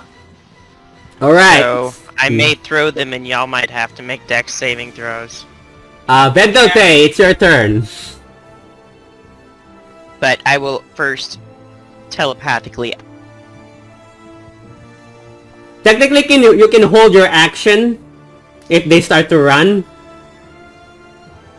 And then I can use it when they start running? After their turn, basically. So holding your action. Okay, so I will hold my action until after those two's turn. But, okay. Darella, Yes. what do you do? Technically, you can dash as an action that will double your speed. Disengage first. Disengage, oh yeah, disengage is another action. No, it's a bonus action for rogues. Oh yeah, for her. But for Sorka, it will not be. So, how dark is it in I get there? 3 actions per round anyway, so. How dark is it in there? It's, I would say, dim light. There are holes on the ceiling. So In where? Above you, basically, because it's a dome, and some of the domes are cracks. Which light's appearing to. How about if I grab Sorka and cast Thunderstep Oh. and get at a dodge? There you go. They wouldn't have a chance for opportunity attack because it's boop gone. Right. And they take damage. Thunder step, right? Yes. Mm-hmm. Give me 1 sec. She's used it before to get us out of a trap. Uh-huh. Doesn't say I can't take anybody with me. You teleport yourself to an it's only yourself, unfortunately. You teleport yourself to an unoccupied space you can see within range immediately after this spirit thunderous sound. So yeah. It doesn't say, if it doesn't say you can take someone, then you can't. Okay, then I'll hold my turn and tell Sorka to get out of there. You gonna hold your turn? Okay. Mara, what do you do? I'm gonna hold my action again. Okay, Sorka? Okay. I've got 3 actions per turn. I'm saying this up front. Yep. Action number 1, I'm going to attack with a 26. On which one? On the dragon. It hits. And it's going to take 19 damage. Give me 1 sec. 4, 71... 19 damage. Yes. Okay. Action number 2, I am disengaging. That's your action, okay? Action number 3, I'm getting out of there. Okay, that you mean you're dashing?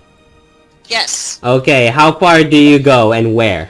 I'm aiming back towards where Mizo is. So 5, 10, what's your speed?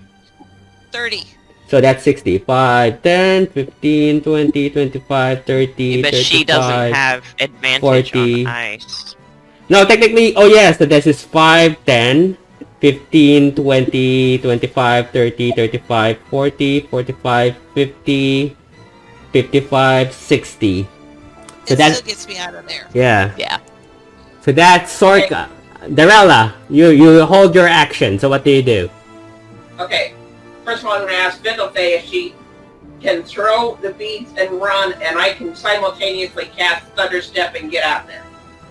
No, I'm gonna let it you cannot do your happen. thing and get out. Yeah, it cannot happen at the same time because the moment he throws, it explodes. Okay, well, why is that? Simultaneously. No, you have to do yours first. Yeah, because And then you'll take thunder damage. I'm behind a pillar. Okay. So let me see.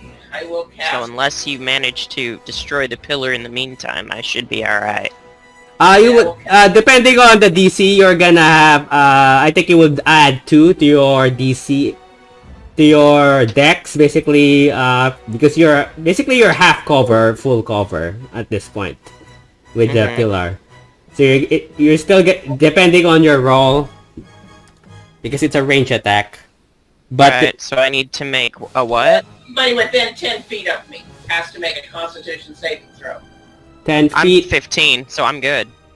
Yeah, so number 1, number 2, and the dragon. Right. They have to What's make a the what's the DC? 17. 14 con save. Con save. The dragon succeeds by a massive amount. The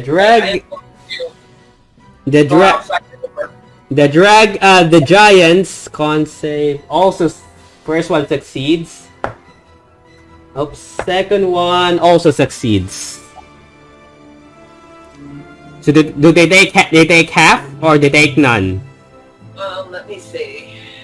I didn't read that far. Thunder step, or half of that. Yeah, they take half. So roll the damage and then half. Let me know what the half one. Okay. 3d10.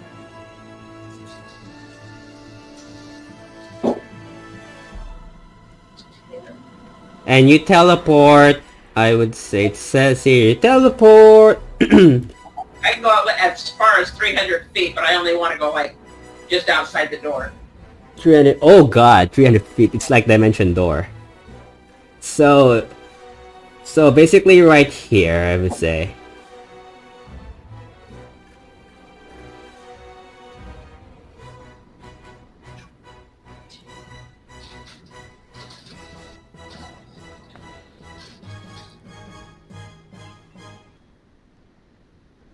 That shit is 27 thunder damage.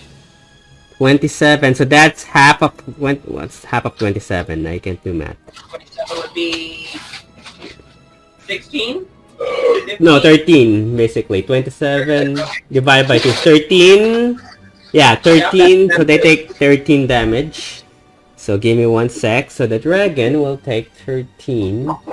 4, 5, 2 minus. Oops.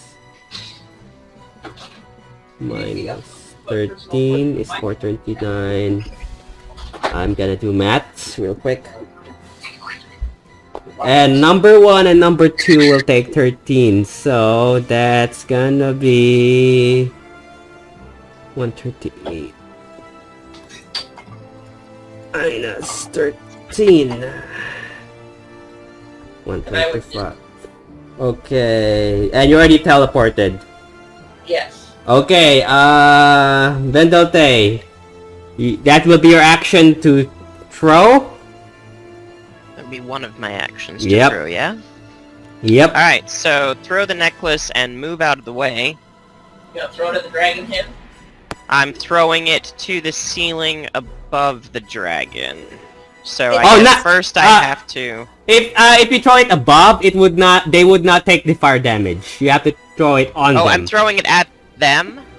I mean, it does 11d6 fire damage. Mm-hmm. So you have to throw it on them. Otherwise, it would not affect them if you're not throwing it on them.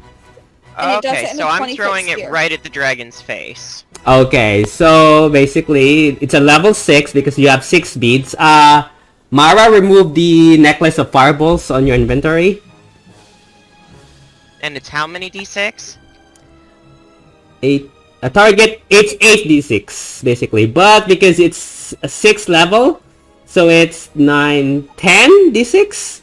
It's 11d6, and I rolled it if you're interested. Oh no, she has to roll it because she's the one throwing. Oh, okay. That's fair.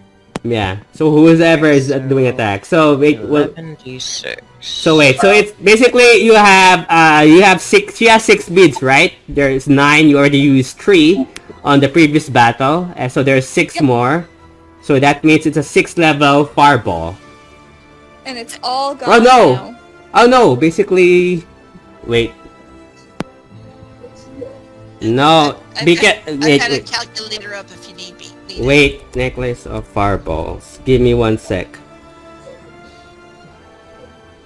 It's not a 6, 1d6, so you have 9 d6 plus 3. So, do you want me to know what I rolled? Give me 1 sec because I may have to do it. You can roll. The bead detonates third level. The bead detonates a 3rd level fireball. So 1 bead. Oh god, wait. One what? bead is level 3? Wait. So if one bead is level 3, and then it's 1 bead Yeah, wait. additional after that, Yeah, that's it's actually a level 9. Ooh. when it reaches the end of its trajectory, the bead detonates a 3rd level. So how many more do I need to roll? You have 6 basically. So that's all Actually, of it. I'm sorry, that is 8th level fireball. 6. No, because he has 6 That's beads. actually a level 12 fireball. Well, the first bead is level 3, and then each bead after that adds 1 level. Yeah. So 3, 4, 5, 6, 7, 8. So Yeah. 8th level. So yeah, it's an So 8. how many d6s is that? Give me 1 sec. Math is hard. Give me 1 sec. Fireball is basically...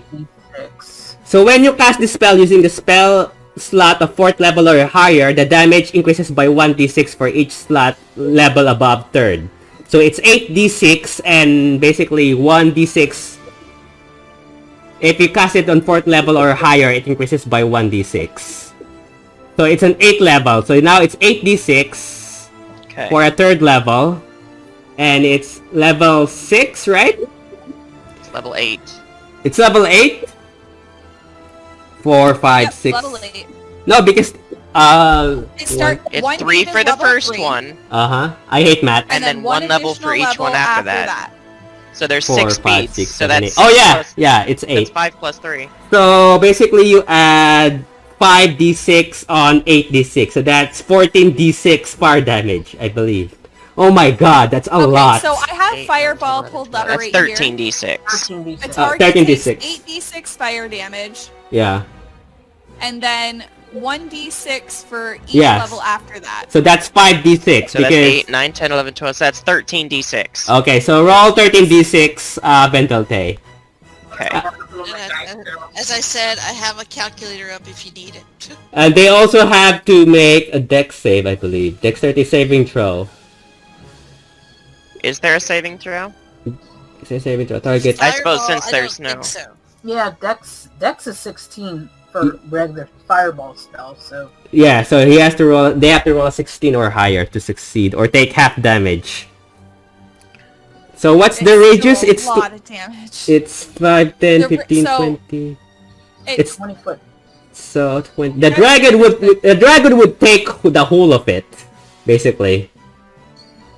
I believe 1 and 2 are close enough that they would also get damaged. 1 Because it and goes off in a 20-foot sphere. 5. I do stuff. Give me 1 sec. I have to do this. So if it's 20 foot somewhere here, so yeah, they would probably. Oh, yeah. Yeah, they 1, would. 2, and 3.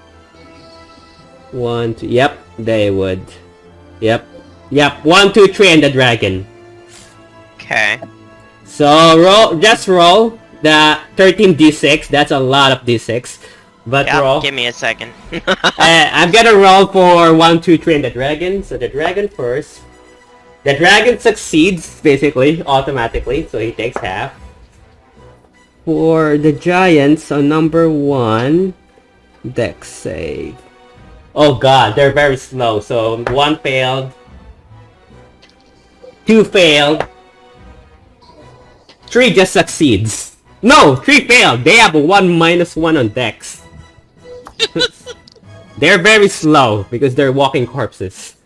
So all 3 giants fail, the dragon succeeds. Oh god. Wipe them out, Carol. So that is... Fireball. Fireball. Fireball. 67 damage. Is that half or full? That's full. 67 fire damage. So 67 okay. divided by 2 is 33. 33. Plus, it's 33.5, so 34? 30, it's rounded down, so... Down, so 33. Give me math. So for the dragon, he takes 33. Ooh, yeah. Still good. Okay. And Vendelte has moved out of the road of any sharp objects falling. No, technically you're fine because it's not on your distance. So yeah, you don't even have to roll. It has to be, it's a 20-foot radius, so you're not gonna get hit by it. No, not me. I'm worried about the room shaking and spiky things falling off the ceiling. Okay. My thunder could probably loosen it up a little bit. Give me 1 sec to do math on the others. So what's the full one? 67, right? 67. 125, ouch. 67, so that's... 3,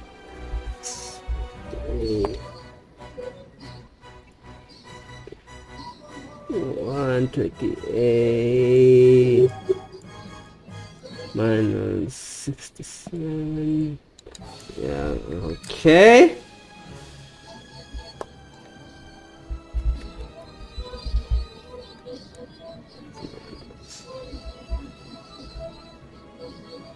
Surprisingly, the dragon is still fine.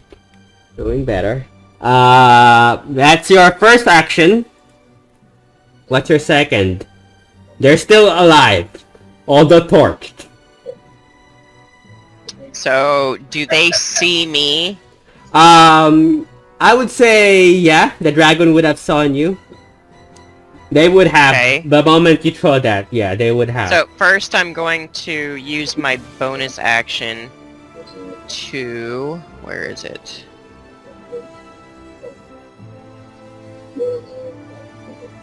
What's it called? So it's called Mask of the Wild. It's a wood elf thing. Says I can attempt to hide even when only lightly obscured. Okay. So I'm trying to get out of sight so that I can sneak around. Roll stealth.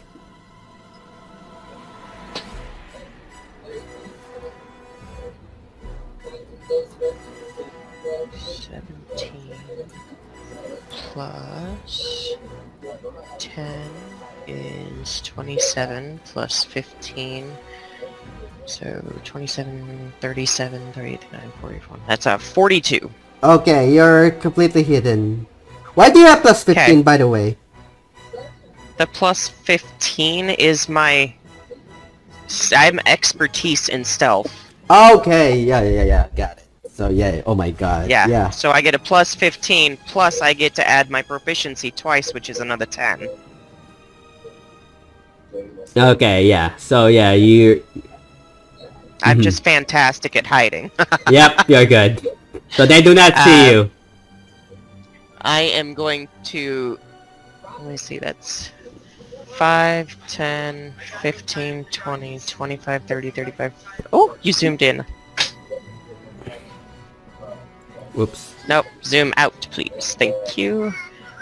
So that is 5, 10, 15, 20, 25, 30, 35, 40, 45, 50, 55, 60, 65, 70. Alright, 75 puts me on top of the dragon, and that's as far as I can go, because my long stride is on myself plus one other person. for Right each level here? I decide to use. So no, it puts me on the dragon's. It puts me. 75 would get me on top of the dragon to use the rod, but I'm just stopping behind Oh, the no, dragon, you- and I imagine I have to make a roll. Oh yeah. Roll. So I athle- 75 feet gets me all the way around all of the giants and behind the dragon. Okay, roll athletics. Right here. So you're going all around, basically. Yes. Okay, roll athletics.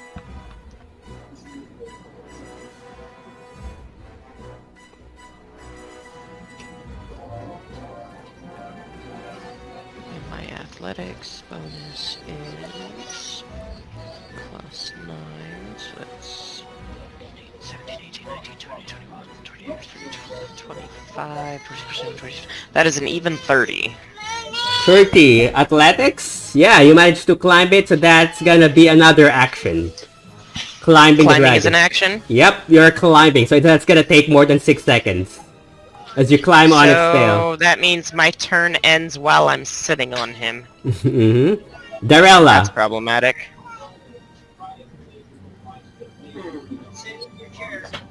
What can I do? What can I do to help you here? Lois? I'm not sure there is anything that can help me right now. I think that. You can pull a card and see what happens from the deck of many things. You could draw a card. Yeah, I could draw a card. Maybe Okay, something amazing could happen there, you don't know. Or something I will awful. draw one card. Just one. You're gonna pull one? Oh yes! This is what I was waiting for. How many cards do you have? She's got 26? Yeah, I think I got 2 sets of 13, or I got a set of 22 and a set of 13. So you have 26 cards. Now, if she has 22 and 13, that's 32, that's 35. You have That's 30 35 cards. No, you have 35 cards? No. That would be... 35. You have 35 cards? Because I think one of them was a full deck and the other one was 13. Because I found Yeah, the first I bought was the other one. 22. Okay, you have 35 cards. So, I want you You to only roll... want to pull one? I mean, the Be moment... adventurous. The moment you what you call the moment you say you're gonna pull one, you need to pull one within an hour, or all of them will activate. Right. So Okay, I will do 3 then. Just because she wants me to be adventurous. If we Oh. all die, it's Fiddleface though. Oh. wait, Hey, you're gonna I've pull almost you're got gonna this killed you're how gonna many pull times 3. now? Yeah. We are going to sleep early tonight, aren't we? Okay. So first, I want you to roll 2 d20s. If it's 36 and higher, you if it's you add the 2 d20s. If it's 36 or higher, you roll. So roll 1. Roll 2 d20s first for the first Okay, card. I gotta find the one I just dropped. Just let me know the numbers. This could be the end of the campaign. The party dies from pulling a card. I love There are worse things that could happen. We're about to find out because worse things can happen in the deck of many things. Oh yeah, I know. Okay, what do I do with my other one I set down? Lovely. There it is. Just be sure you're gonna pull 3 cards, okay? Yes. Okay. And I'm gonna pull them all, just boom, boom, boom. No, you have to pull 1 each. It happens 1 at a time. You cannot pull 3 Right. cards all at the same time. So I was gonna do it just, simultaneously. Mm-hmm. She just means she's not waiting. Okay, you said how much? You roll 2 d20s. If it's a 36 or if it's a, and then you add the dice. If it's a 36 to 40, then you roll. So for the first card, roll 2 d20s to see what card you draw. Actually, yeah, 32. 32 on the first one. Then roll another one. Roll 2 d20s again for the second card. This is gonna be your action.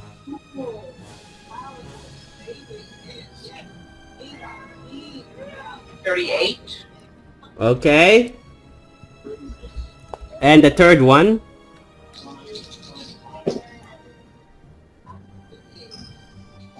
be.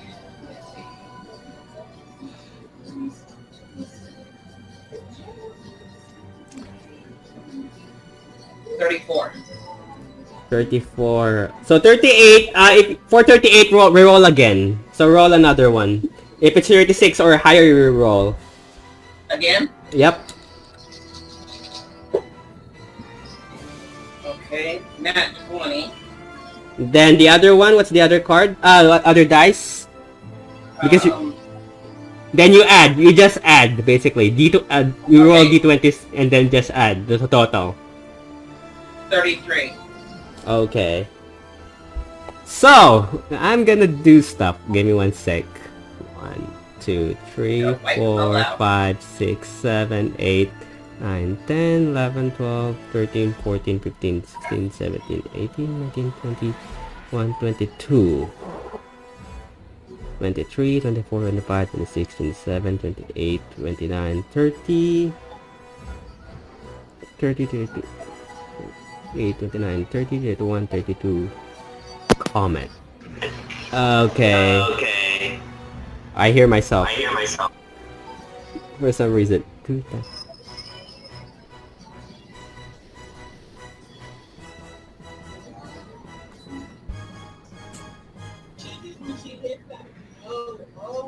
If you single.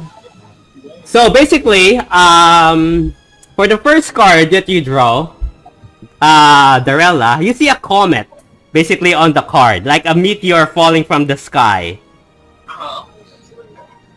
Nothing happens. You're not sure what, but nothing happens. The other one. 32, 33. Give me one sec.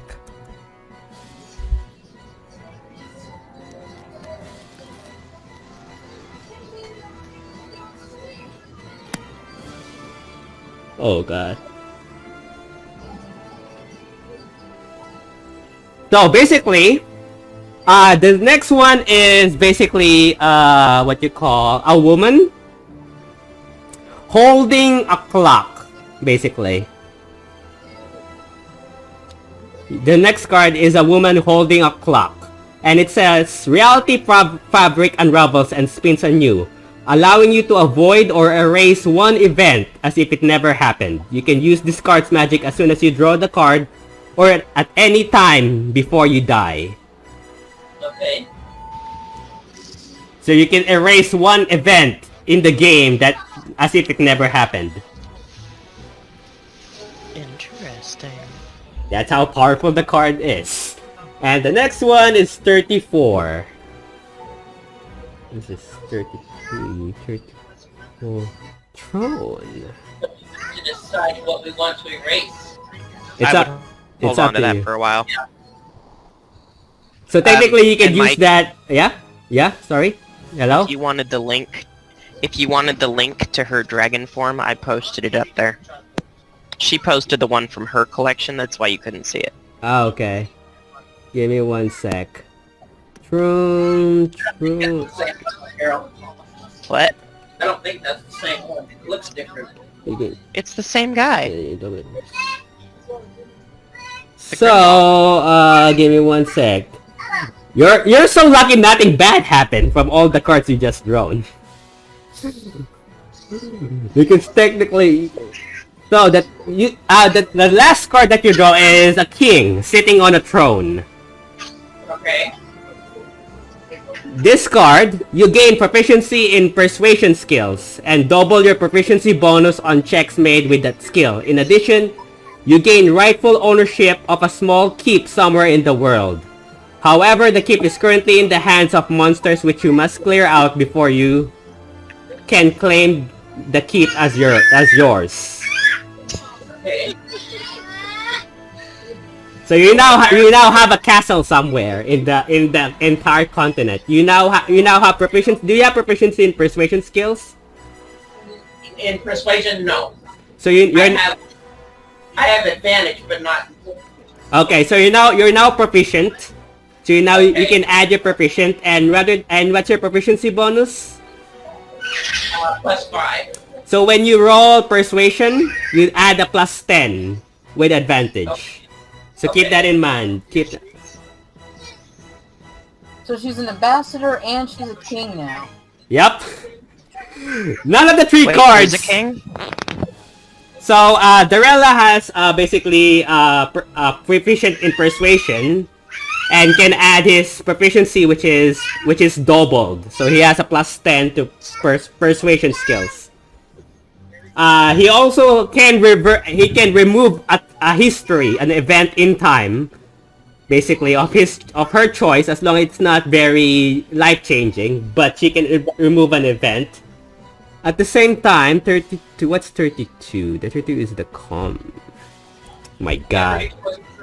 Since I haven't defeated anybody yet. Yeah. You cannot read that. So technically, you don't know that. You cannot read the deck of many things. But yeah, nothing happens on the first one. All right. The first one, nothing happens. The second one, you know that basically you can erase an event in time. So we'll have to wait and see what happens. It's up to you what event that is, but it's gonna be still a DDM's choice if I'm gonna allow it. The third one is you have a castle and you're now proficient in persuasion, +10 on persuasion skills. That's your action. What do you want to do next? Oh my God. So you now have 32 cards left, right? On the deck of many things, because you have 35. Because you draw 3 cards, you now have 32. Surprisingly, nothing bad happens. Even though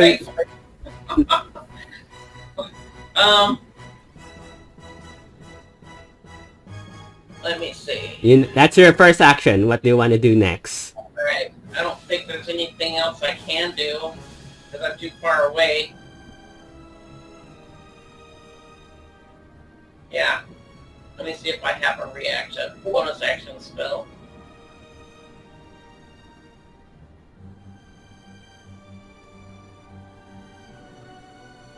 You know, as a bonus action, well, I could try my... No, I guess not. I don't know if I should try my dragon form again or not. It doesn't work if you try your dragon form. Okay, Oh, it still doesn't work. Mm-hmm. No, there's nothing I can do as a bonus action. Okay. Mara. Okay, Mara, what do you do?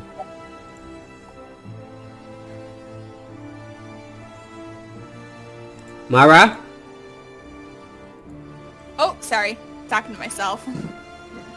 Now, I have an idea. Okay. Would I be able to do like an athletics or an acrobatics check to slide across the ice and gain a little bit more distance? 5. I would say you need to have a 10 feet running start, but unfortunately, because you can, technically you could. This is 5'10", so you could run there, and depending on you can. So roll acrobatics. No, roll athletics, because this is running, not acrobatics. Oh, cool. I rolled the exact same thing, but I got a 14 this time. Okay, it does shiver you a bit, so I want you to roll a d4.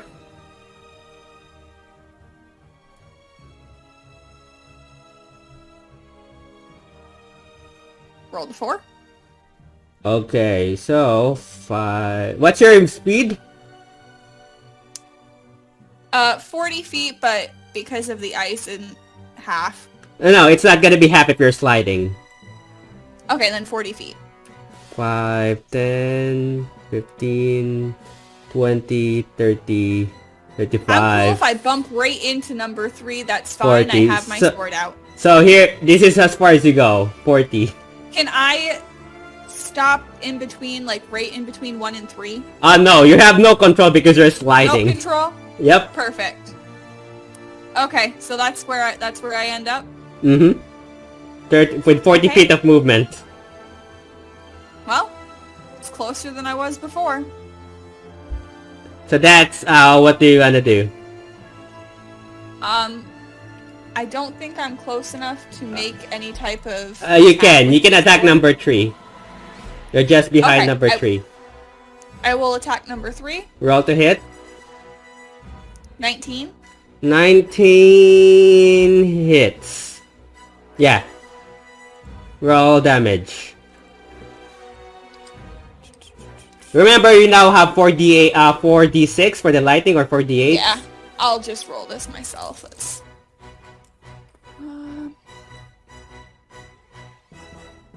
That's 12 slashing and 12 lightning. 4d8.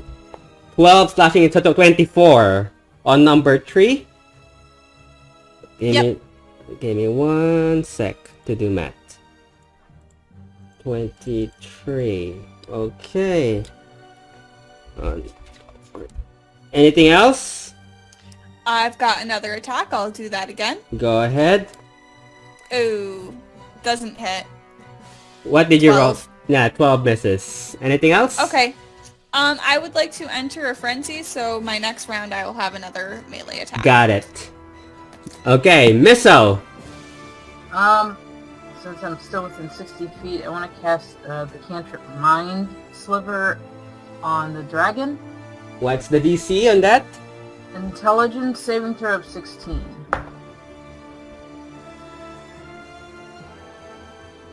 Give me 1 sec. Intelligence. He just succeeds. Ah, 11 plus 5. I can't do anything. So I am just gonna step back around the corner so that if he does another blast, I don't get it. Okay, Sorka. Yeah. Okay, I am trying to make sure I understand something here. If I'm not calling lightning, the Eiselcross greatsword will still do lightning damage, but it won't be the same as call lightning. Yeah, it says when you attack it with the sword, yeah. Okay. So I'm going to go after this rats. Okay. I'm going to go after this I need to move out first. So you're gonna Okay. move to the dragon. What's your movement speed? 30. 5, 10, 15, 20, 25, 30. You go as far as here. Okay, so I'll stay there. I Well, that's one action, right? yeah. If you had Okay. moved up diagonally 1 space instead of straight forward for that last one, you'd be able to reach number 1. I can still just take a step diagonally. and If still you if you can go, if you want to go here, then yeah, it's gonna be 25. So you can attack number 1. Yep, that'll work. Okay, roll to hit. So my roll to hit on that one is 26. 26 hits. Roll damage.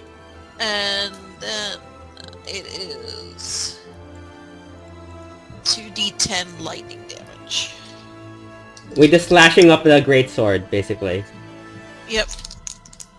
So, okay, so for a great sword, so that means I add my strength modifier to that as Yeah, well. on the slashing alone, not the lightning. Okay. So it's... Alright, now I confused myself. So for great sword alone... It's 2d6 plus your strength and plus your plus your strength, and then Okay. plus 2d10 for the lightning. Okay, so for that 9 plus 5 is 14 slashing Okay. plus 6 lightning. I haven't been adding my strength modifier to any of my attacks. You have to. Shame on you! Oh my What? god! So yeah, you add your strength on the damage basically. Okay, so did you get all of those? Yeah, so it's basically 14 plus 6 lightning. That's the second. That's your first attack, basically. Right. Okay, so that's number 1. Number 2, repeat. So that's 4. No, you plus have to 5. hit. You have to hit. What did you? Oh, to hit. To hit is 24. 24 hits. Roll damage. So that is 11 plus 5 is 16. 16. Okay, that's your second. Plus the lightning damage. So plus 13 lightning damage. Okay, it's still alive. And the next one is 29 to hit. 29 hits. Roll damage.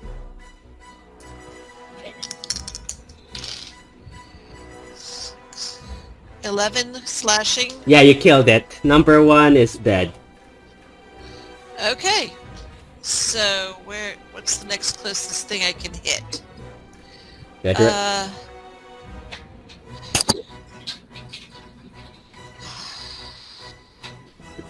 I can't move again, can I? As an action, you can. Wouldn't have that fireball melted Oh no, down, right? technically you can. You can dash, but not. So the basically the fireball necklace is gone, so it has been used. Do you still have an action, Sorka?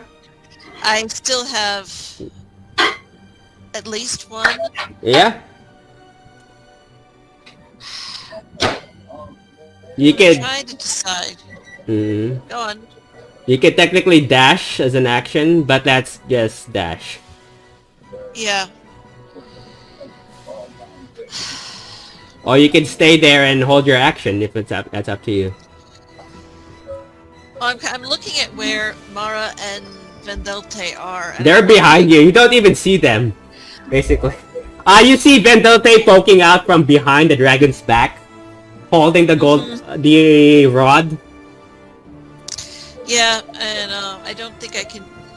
What I want to do, I think they're too much in range. So I'm just going to stand there and be obstinate. And yell things at it. Okay, so... Angela, what do you want to do? Anybody so interested in flying?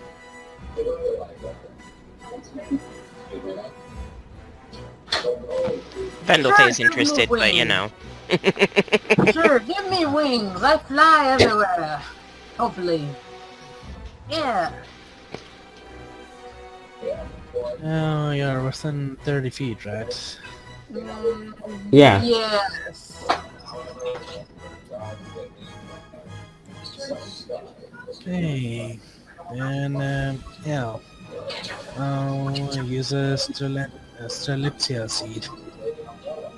That gives you a flying speed of 40. And it lasts for an hour, basically. Yes. So, Miso, your movement speed is now 40 feet, basically. Even with the ice, because you're flying. As basically this vine-like wings sprout behind you and envelope your back. Yeah, I'm a flying cat. Cool. Angela, what else?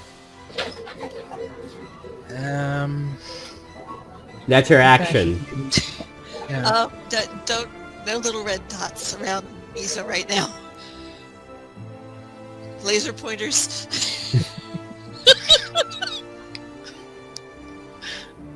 I think maybe I should move back towards cover. Which side? Right here? Yeah, if I'm behind cover, then that's okay. Okay. Enemy 2. 5, 10. We'll attack Sorka. Ooh, a nat 20 on the first one, and that one misses. So the first one is 3. Sorka, you get 20 12.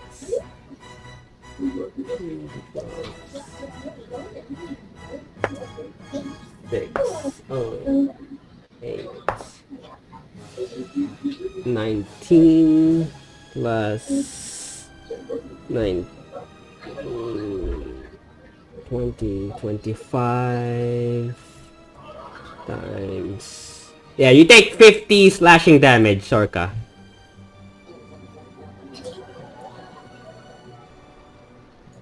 That's enemy... No, that's enemy 2. Enemy 1 is dead.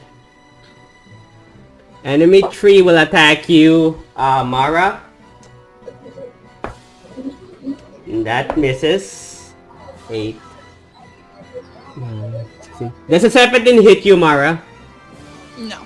Okay, that also misses. The dragon will start to fly. Vendalte, I want you to roll athletics. Okay. As you try to hold on, it's flying, basically it's flying 50 or 60 feet above ground. So melee weapon. Yikes. That could be scurry. So athletics, what is my... Oh, and I have advantage on it. Yep, going with the first one.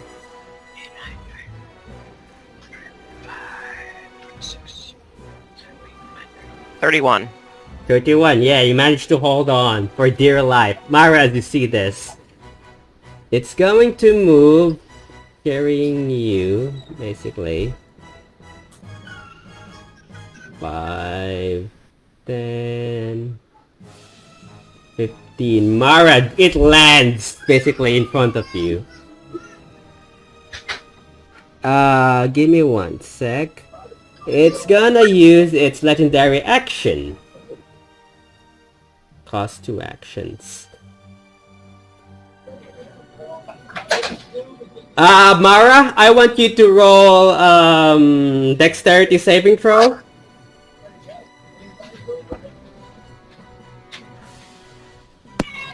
16. 16. So you take 3, 5. That's 19. So technically you have you take 19 bludgeoning damage from the wing attack, as this gust of wind basically blows you and you're knocked prone. So you can use basically half of your movement to stand up, which is 20 feet, before to attack. So you're knocked prone and you take basically 16... Yeah, you take 19 bludgeoning damage. Is he within 5 feet of me? Yep, it is. I have retaliation. Can I make a melee attack in return? Yeah. Roll to hit. 16. 16 misses, unfortunately. I tried. Okay, so with that, enemy 4 will now 5, 10, 15, 20, 20, 25, 30. It will attack you, Sorka. Okay. 6, 15, 12. Does the 21 hit you? No. Okay, so they're both miss. Vendalte. My turn? Yep. Alright, so I'm going to attempt to stab him in the back with this thing. Okay, you stab it, you don't even have to roll. Oh, okay, and I activate it. Okay, so that's your first attack. What's your second? Your first action. While I'm up here... Nah, his back is pretty scaly. It's his underside that's a lot more vulnerable. I'll attack him anyway. So... Enjoying your presence? Enjoying it?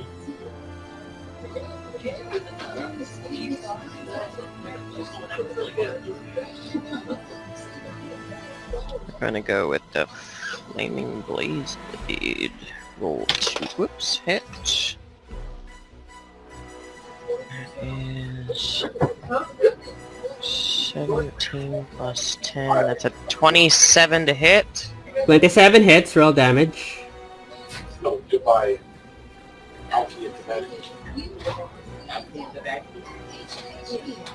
Oops.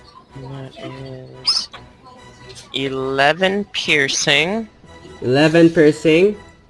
And I also get sneak attack because he's within 5 feet of somebody else. So that is 3d6.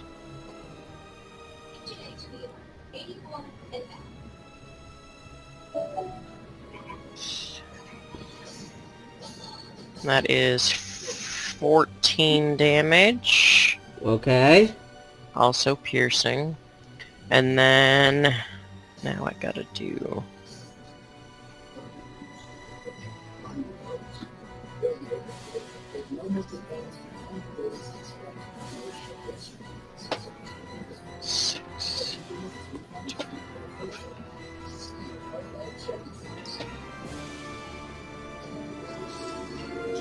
so that is 6 lightning 6 lightning. and 15 fire. Okay. Anything else? And then I'm going to get off of the dragon. That's an action. If you get off. I can't just jump? No, that's an action. It's gonna take more than 6 seconds to basically hop off of the dragon. I'm saying if I didn't climb down, if I just jumped off, would that still take more than 6 seconds? I would say, if you... okay, you got it. So roll acrobatics. If you're jumping straight off. Okay. I am proficient, so I'll add that in. 17, 27, 32. 32. Yeah, easily enough. You backflip and then you land behind the dragon. Awesome. And then I can move out of the way. Oh, and... oh no, it doesn't work because he wasn't... yeah, it was within 5 feet of me. So when he attacked Mara, he should have taken 4 psychic damage for attacking somebody so close. Okay, 4 psychic damage. So, 4 psychic damage. Give me 3, 5, 6. Anything else? I'm going to move around over to number 3. If you move, he will have attack opportunity against you. I'm not leaving his presence, I'm moving around him. Okay. Number... so, right over to number 3. Like, right in front of Dragon 5, by number 10, 3. 15, 20, 25, I have... 30... it should have just gone diagonally from right there. To oh the no, open Mara space is blocking you, basically. So you cannot go across Mara. Oh. Well, we don't want an attack of opportunity, so I guess I'll just stand next to Mara. Okay. And then I am going to cast Blood Curse of Bloated Agony. None of them have more than 1 attack, do they? The dragon, they do. All of them do. Oh, they all do? Okay, then I'm gonna put Blood Curse of Bloated Agony on the dragon. Got it. Anything else? I don't think I can. Okay. Darella. Okay. You have the power of the card, which is the fate card into you. It's up to you if you want to use it now. Why is somebody dying? Technically you can remove an event of your choice. Basically, it's up to you. Not yet. Okay, what do you want to do? I am going to go forward and attack number 4 with my daggers. Okay, roll to hit. Okay, I'm going to use both of my daggers, so I'll roll twice. Okay. That is...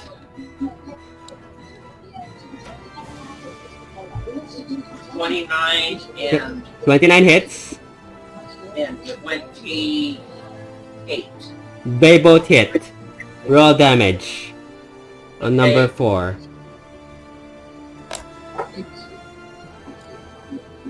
Okay. 4 damage with the first one. Okay. 3 damage with the second one. That's just the dagger's damage. Okay. He takes 25 lightning damage. Plus Okay. 26 fire damage. And 26 what? Fire damage. Okay. Anything else? Nope. Okay, Mara. I'll attack the dragon. I'll attack the dragon. Roll to hit.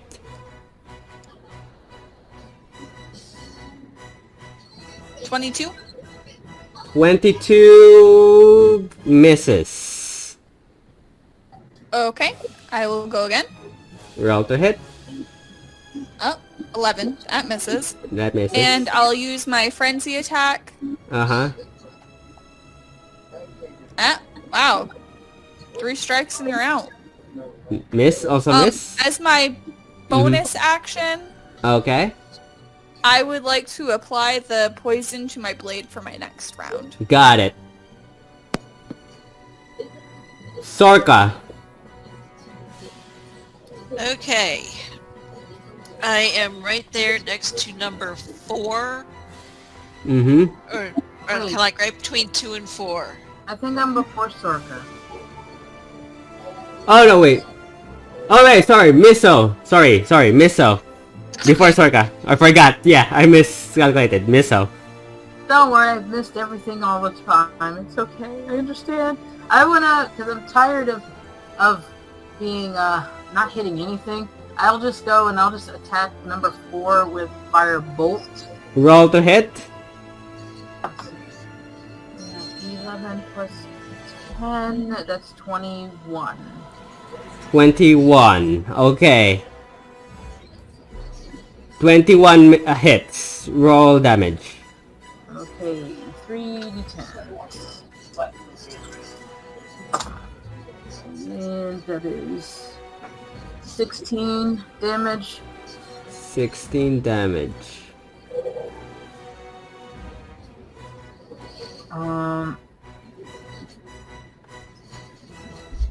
And why not, as bonus action, let me attempt Vicious Mockery on number 4. Why not? What's the DC? Wisdom saving of 15. You roll the 1. Okay, so 3d4. 1, 2, 3. And that one drops, so this one here. That is 8. That's 10. Okay. Still alive. And I will... Yeah, I will then... I'll just stay where I'm at. Yep. Okay, Sorka. Okay, so back to what I was trying to do. Mm-hmm. I'm going to start with number 2, Okay. and that was 29 to hit. On 29, that one. 29 hits. Roll damage. The damage I have on that one is 30. 30 on number 2. Okay. Yes. The next one was a nat 20. That hits. Roll damage. 29 times 2. That's a 58 damage on that one. On number 2? Yeah, Yes. you killed number 2. Okay, that's fine. So my third attack will be on number 4. That is 24 to hit. 24 hits. Roll to hit on number 4. So we have 15 plus 9, 15 plus 12.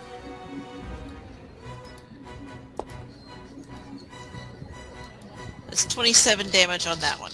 On number 4. Give me 1 sec. Yep. Anything else? 27. That's all 3 attacks. Okay.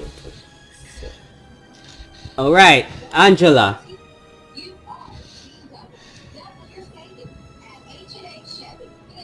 Angela? Yeah. Let's see.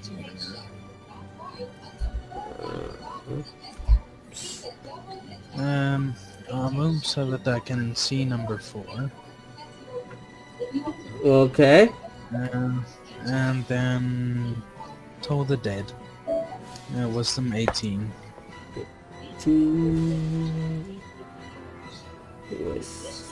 Okay, the hit failed. The damage is 17. 17. Okay, it's still a lot. Anything else? Can I move back beyond cover? Oh yeah.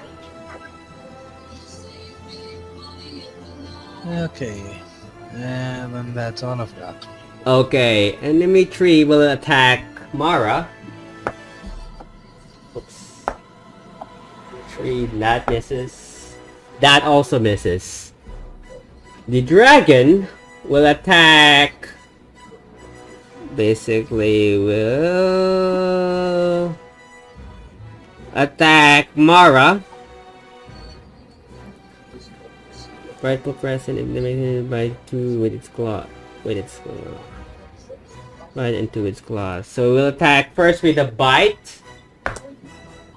15. Does a 24 hit you? Oh no, 15, 30. Yeah, it did. 32 definitely hits, so it's a 32, 15 to 17. Does it hit who? No, yeah, Mara. hits. Oh. That's the first one. 2. Does a 19 hit?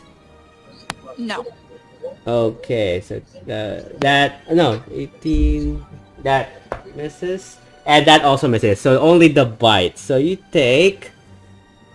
Now, is he close enough to bite me even though he's been skewered in place? Yep, because it's big. Okay. So it only affects when it tries to move 5 feet, basically. Okay. But the roll is in place. So you take 2d10. Give me 1 sec. 1, 4. You take 18 piercing damage. And 8. And 15 cold damage. Okay. And he takes 8 damage for making multiple attacks. 8? Is it 8? Yes. Okay, give me 1 sec. What's it? And because this is a new round, I got plus my the force reaction I back. get. Okay, so that's 12. Give me 1 second. 3, 5, 6 minus 12. What's that, Mara? This is a new round, right? Nope, not Yes, yet. it is. No. Because I already took my turn and now it's back to her. She reacted the last time he attacked. Oh, Yeah. okay. So, this is oh, a yeah. new round. Oh, yeah, it is then. Yeah. So I'd like to use my reaction. Oh, okay, yeah. Yeah. Roll. To not hit that dragon. Roll to hit. What did you roll? And I rolled a 15. Oh, no, that misses, fortunately. This dragon's really hard to hit. Yep. It's scaly. It's enemy 4 will now attack Sorka. 17. Okay. That definitely it's 17 plus 9. I'm guessing that hits. I hate math. 17 plus 9, I think so. Yeah, that's the first one. The second one is 15 plus 9. That's 24. That just hits. Okay, so you will be taking Great Axe 3d12 plus 6. Give me 1 sec. 3d12s. 12, 17. 18, 19, 20, 22, 22. 22. You take 28 slashing damage for the first one. Okay. 10. Ooh. 22. And you take another 28 for the second one. Okay. Okay, this is okay. Top of the round, Vendelte. I am going to attack the dragon. Roll to hit. And that is a nat 20. That hits. Roll damage. So I'm going to use the grudge cut, which means he needs to make a DC 18 con save. 60. I think he will succeed that. Probably. Yeah, he It's worth a did. try. Yeah, he succeeded. Okay. So then it is 4.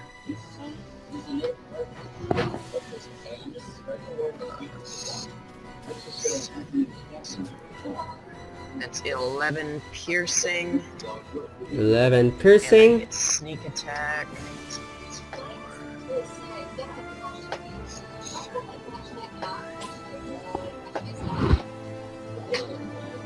15 for the sneak attack. Got it. Oops. And 5 fire damage. Give me one sec. 360. 11 piercing. Mhm. Oh god, I can't do math. 11 piercing.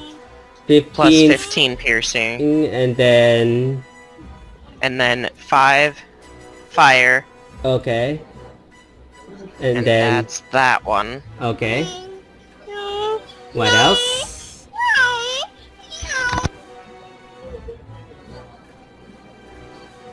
What else? Second attack.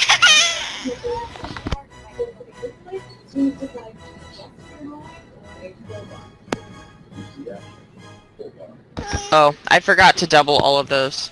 Oh yeah, not 20, so that's... Let's see... So 11 and 11 is 22, 15 and 15 is 30, so that's 30, 42, 44 piercing damage total. 44, give me one sec. 3, 6 minus 44, okay. And then that would be 10 lightning damage. Mm-hmm. And... What was the... Oh, sorry, fire damage, not lightning. Okay. And that's it for that one. Okay, for the second attack. That was second attack. It's a 27 to hit. 27 hits. And then... That is 70. 10 piercing. Mm-hmm. And 3, 9, 12, 13, 14 fire Okay. and 6 lightning. 6 lightning. Okay. Anything else? Bonus action. Let's do...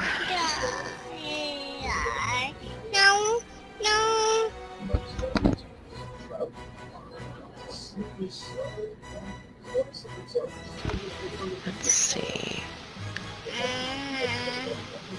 This is a long... Sorry.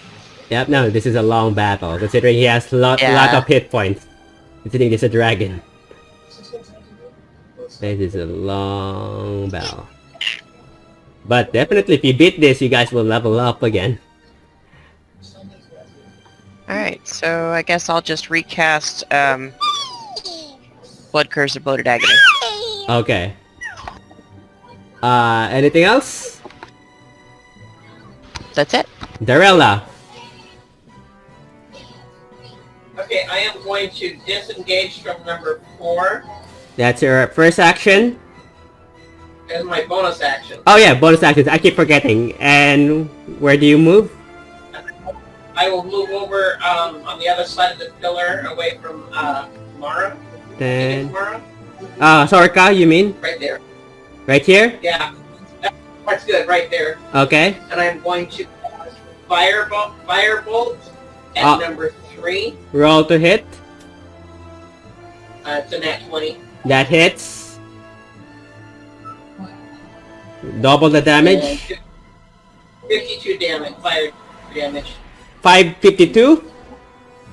Yes, 52 fire damage. Okay, you killed it. Number 3 is down. That only leaves one giant and the dragon.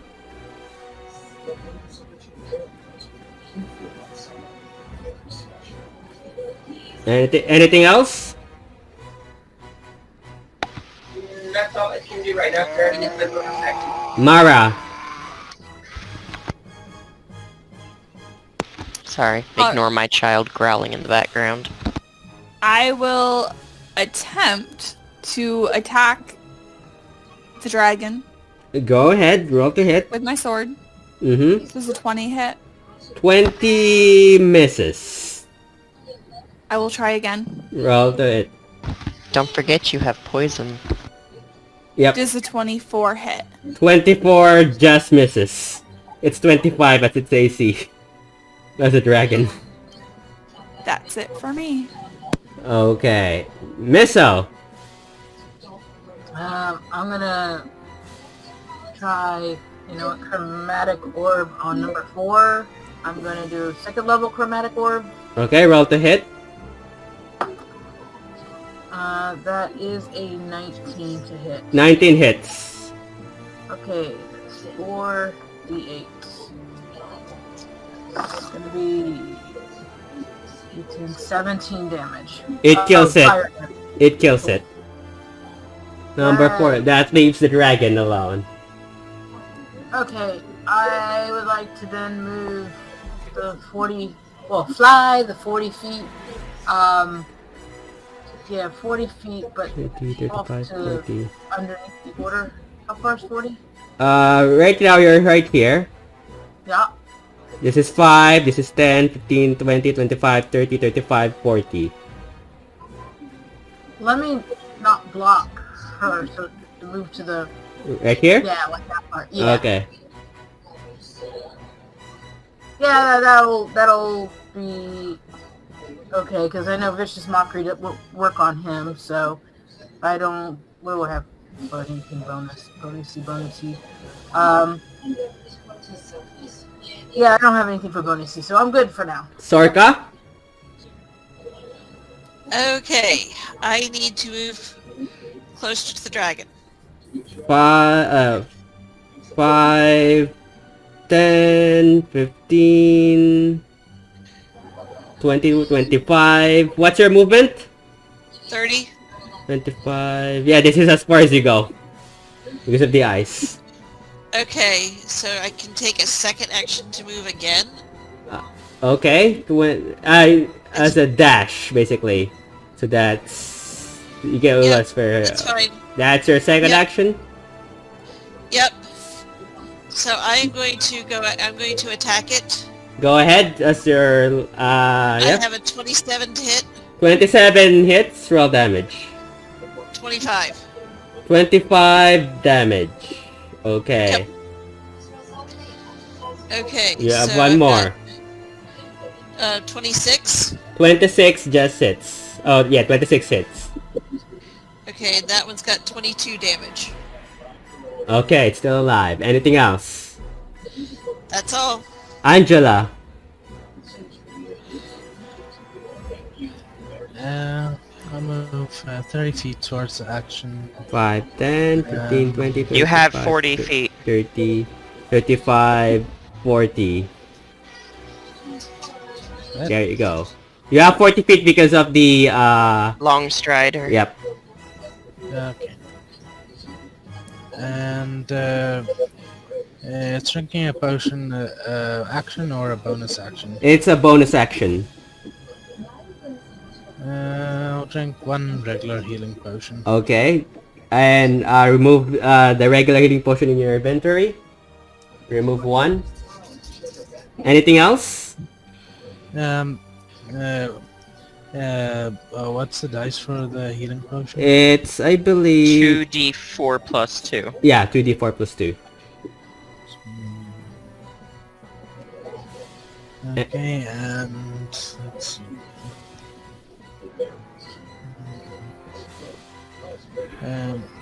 Honest, how far away am I from the dragon? 5, 10, 15, 20, 25, 35 more or less. 5, 10, 15, 20, 25, 30, 30, 35.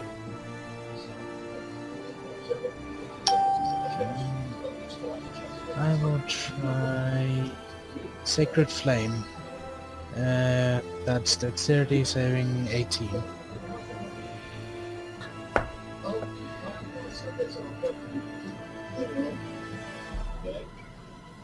Sacred Flame. Give me 1 sec.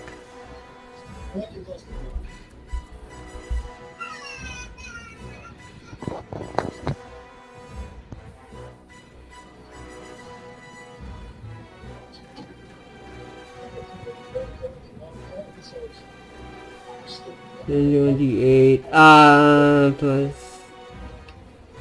Okay, secret plus. Yeah, it succeeds. Which is dex save. Anything else?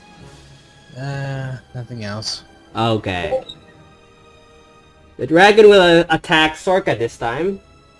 It's bite 15 plus. And Vendelthae's gonna use her reaction that she forgot to use last time. Okay, what's that? The one that allows me to roll a d8 and subtract it from your roll. Okay, good to know. So, Thank you. 15 plus 32. That hit. Minus 7. 2 minus 7. 32, so that I hate math. 25? Mm-hmm. That still hits. Okay. I tried. Okay, it doesn't hit much. 16, That's 30, good. 30, 33 is the second one. Oh, that definitely hits. 34 for the next one. So you Yeah, take that hits. 2d10 plus 4. Give me 1 sec. 2d10. And he takes another 4 psychic damage. Okay, yeah, I might have to do that now for psychic damage. So, 2d10. I hate math. 7, 12.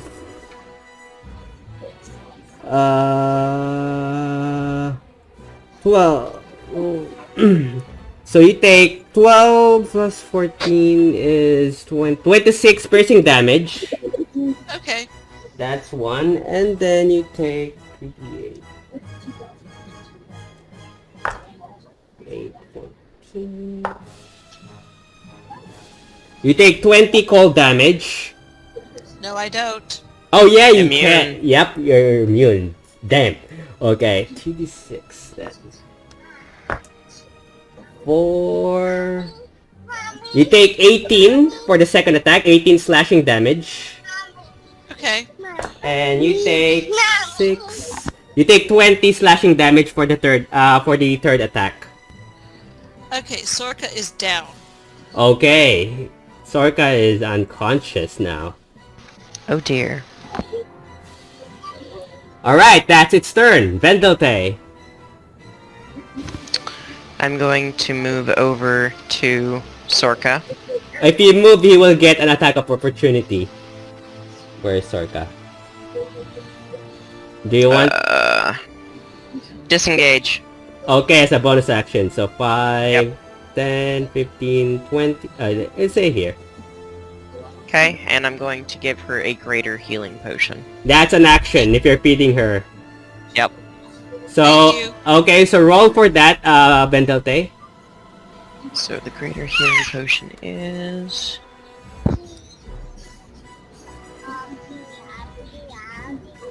That is 12 points.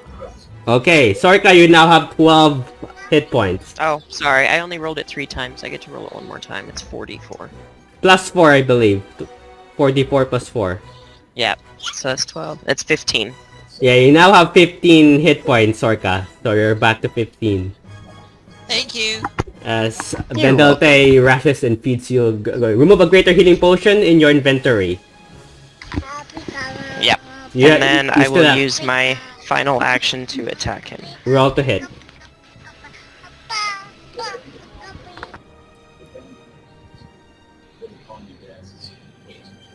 That is a natural 20 again. That hits. Roll damage.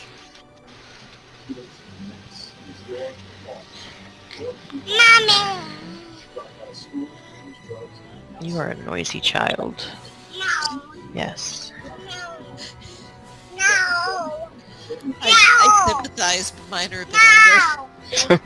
10 piercing, and that's Multiplied by 2. is 20. Okay.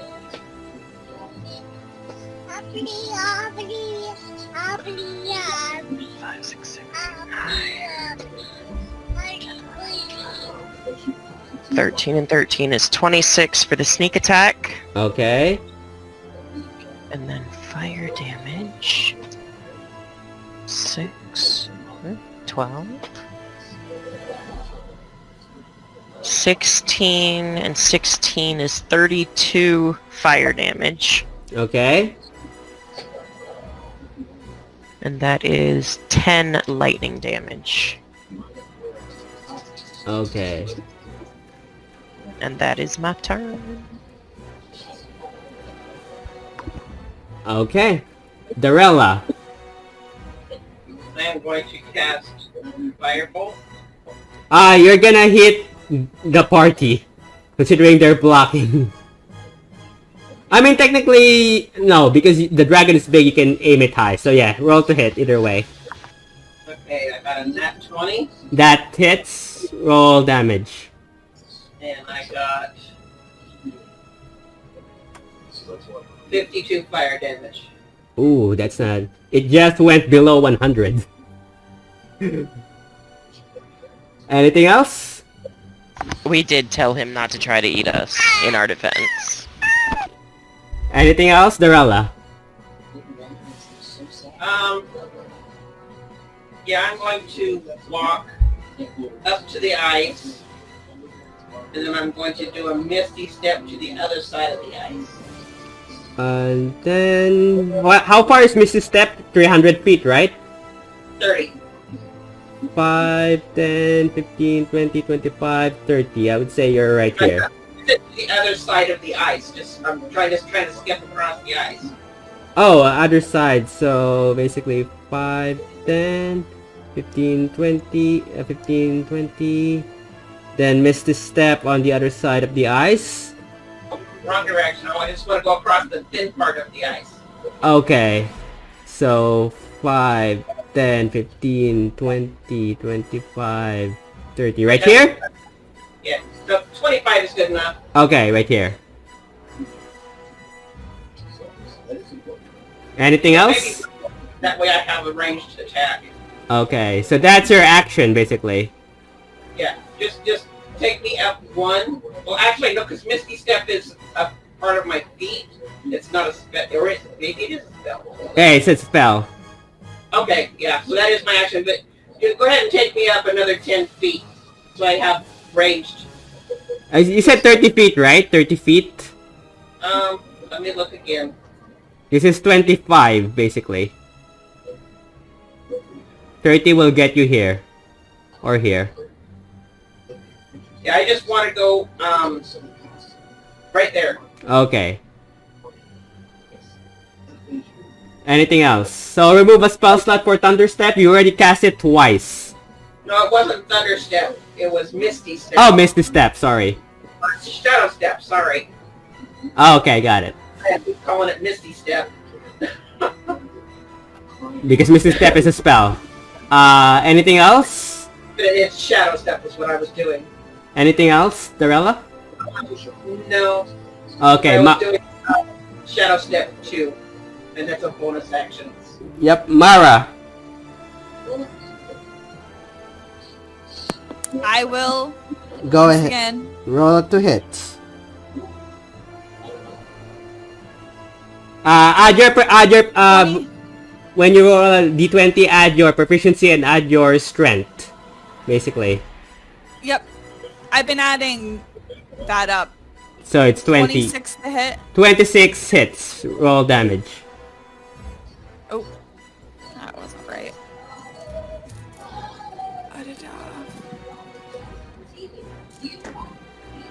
So we've got 17 piercing Uh-huh. and 20 lightning 20. plus 2d8 poison, right? Roll the 2d8s. So that's the first That application. would be 12. 12. Okay.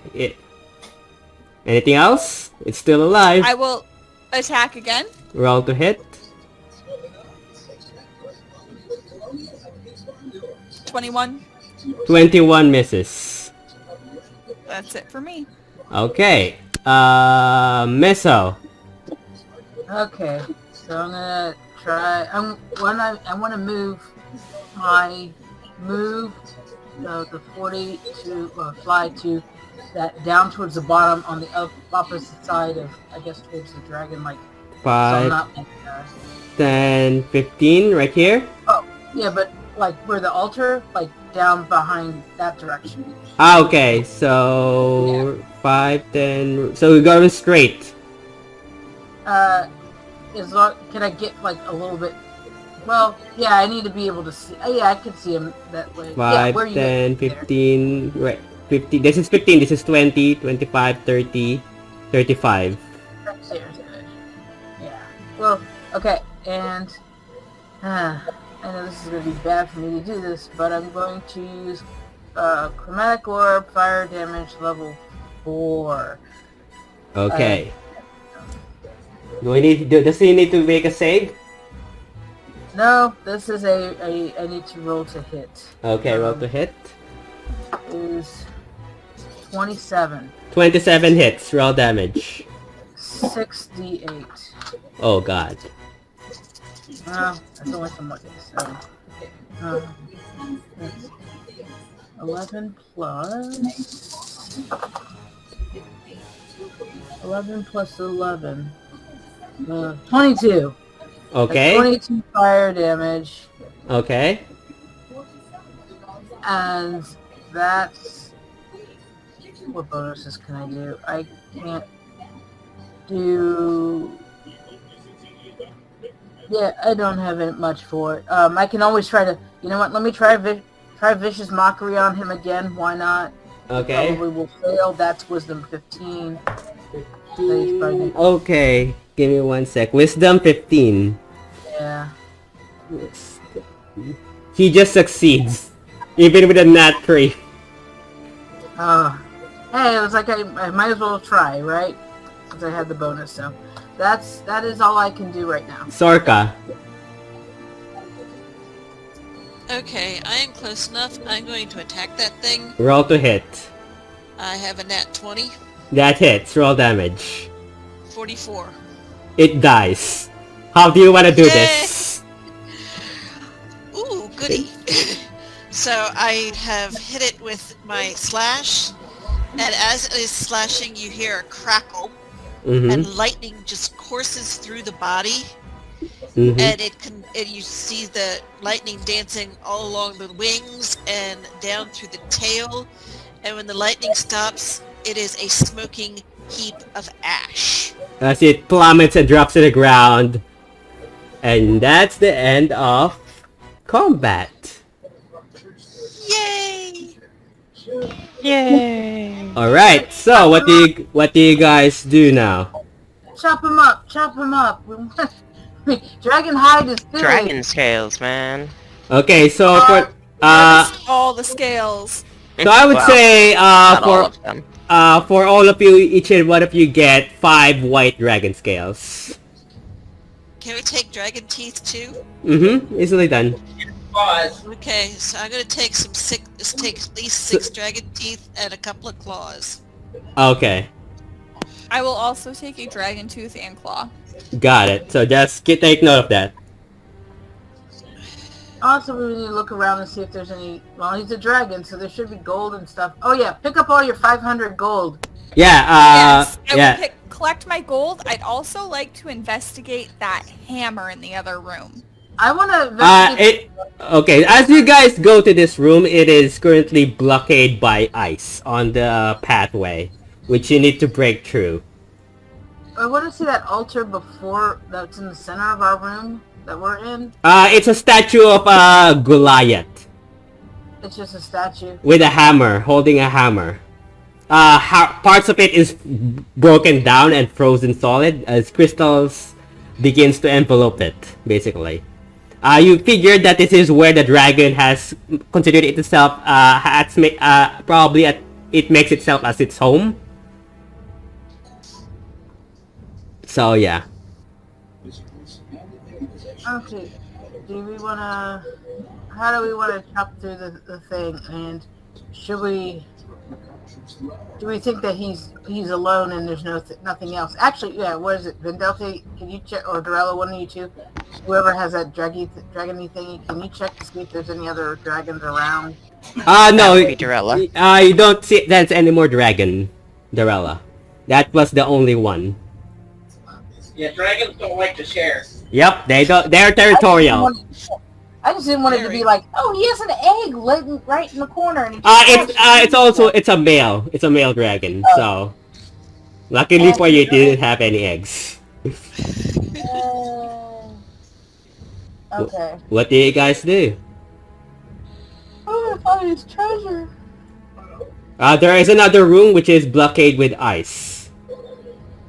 With Thunderstep, break that ice.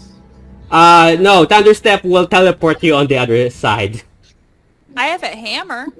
Oh yeah, so roll, if you're going to hammer, roll strength check. Miso. Oh no, Mara, sorry. Wait a minute. Would my claws could dig through that, couldn't they? It's gonna take longer though. Because they're... Okay. What, Mara? 22. Okay, yeah, it does take you 30 minutes, but you managed to break through the ice.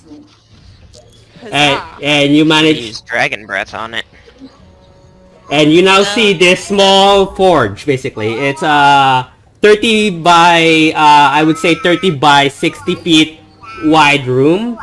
In the center there is this raised circular platform that has this anvil made of black rock. And there's a hammer, a forge behind it, 2 pillars that decorate it, and then there's an altar, basically, at the center that has a bunch of books. There's also a bunch of weapons and armor that decorates the entire place.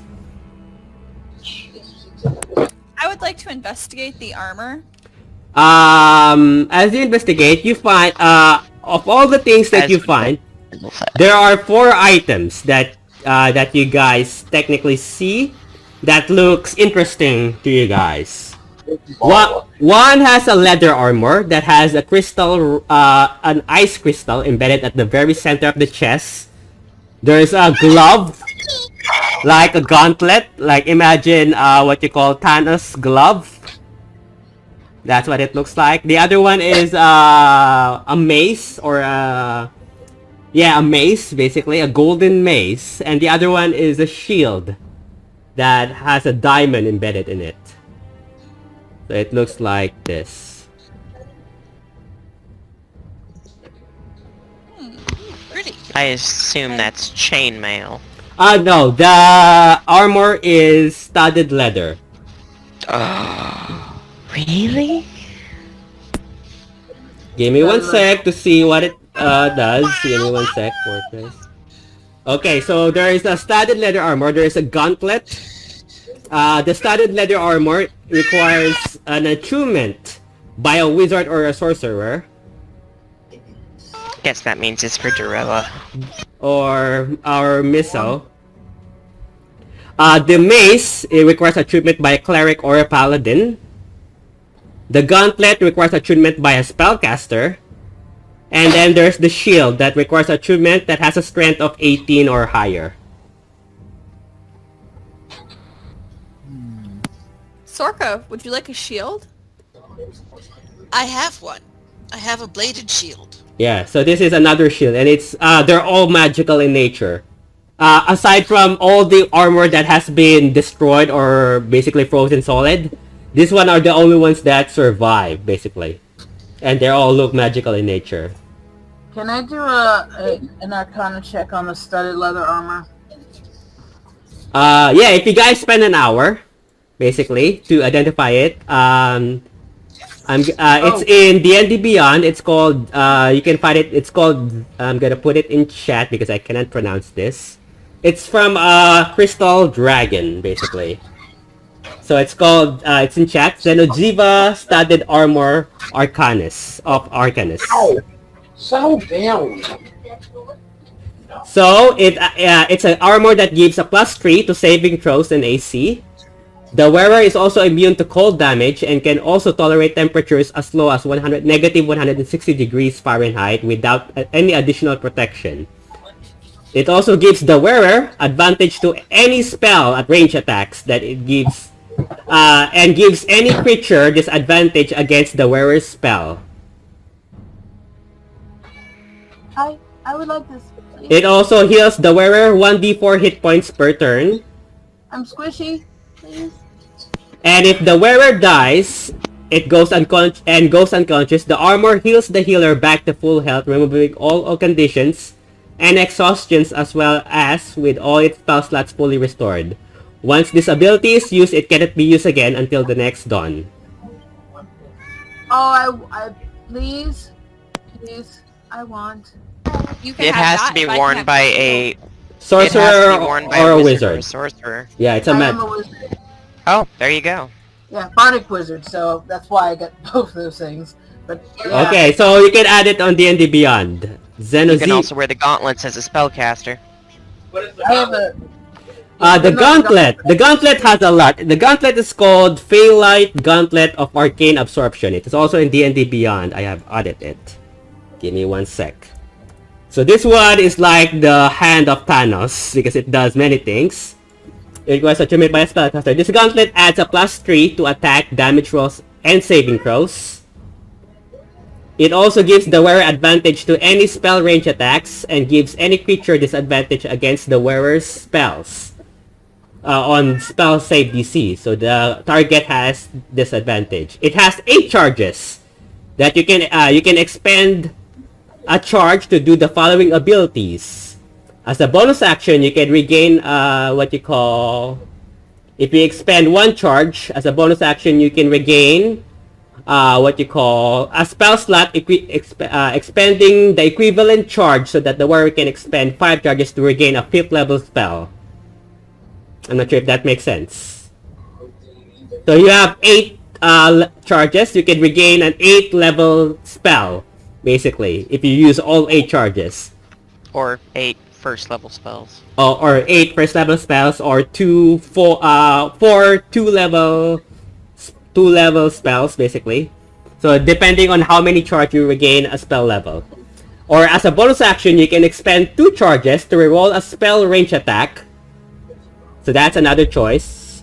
As a bonus action, you can expend 3 charges to cast haste spell for 1 minute to yourself only. You don't suffer the normal effects of a spell ending or the haste spell ending.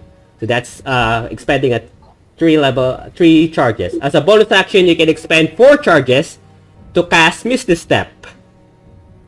So that's another one. Or as a reaction, you can expend 5 charges to use Arcane Absorption, absorbing a spell range attack to either causing it to deal 0 damage to the wearer and heal up to equivalent of the said damage instead. So that's another thing.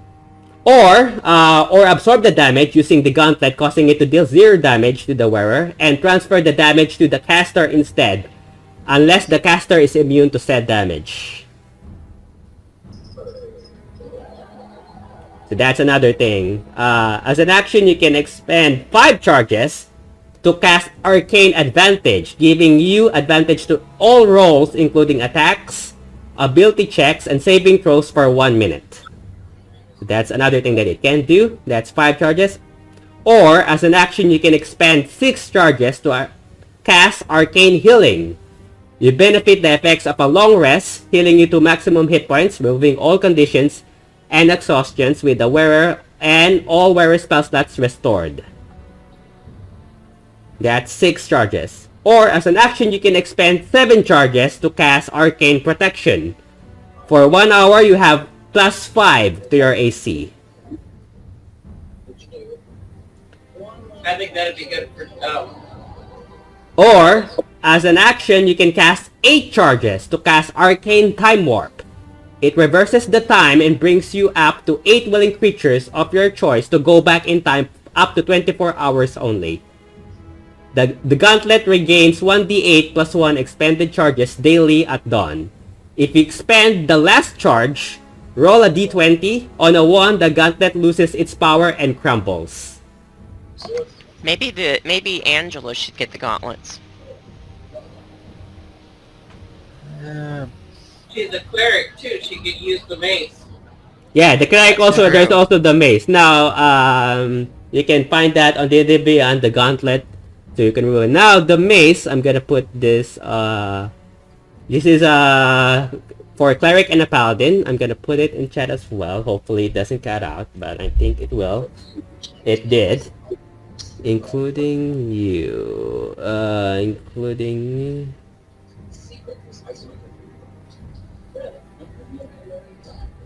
For fuck's sake. Come on. So basically, give me 1 sec. Okay. So it's a cleric or paladin. It's called the Golden Mace of Kul Tarot. It's in chat, Angela, if you want it. The mace adds +2 to attack and damage rolls. It deals additional 3d8 radiant damage. When you attack it, basically when you attack when you hit with the mace. It also gives the wearer advantage on any spell range attacks and gives any creature disadvantage against the wearer's spell. While you attune with this mace, every time you cast a healing spell, it doubles the amount of healing the creature receives.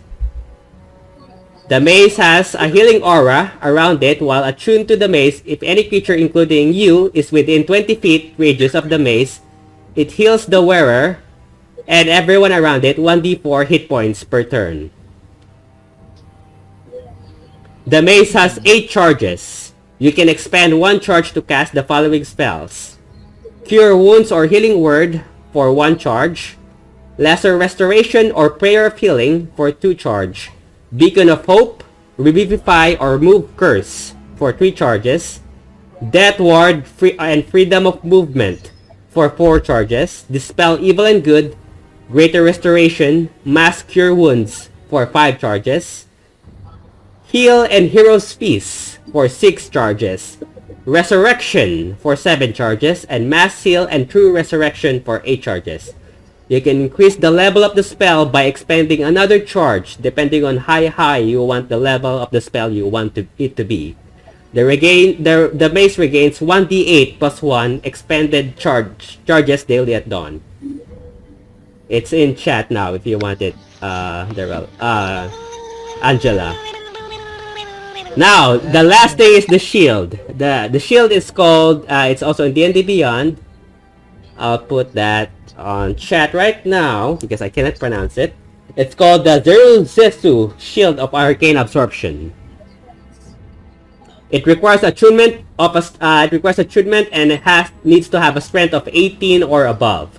The shield adds a +4 to your AC in addition of the shield's normal bonus.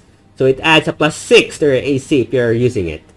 While attuned to this shield, you can use a reaction to absorb a spell range attack, targeting you only, and make the spell deal 0 damage to you instead. I would like that, please. Remember that if you're using a two-handed weapon, you cannot use this shield. So it has to be a shield and a one-handed weapon.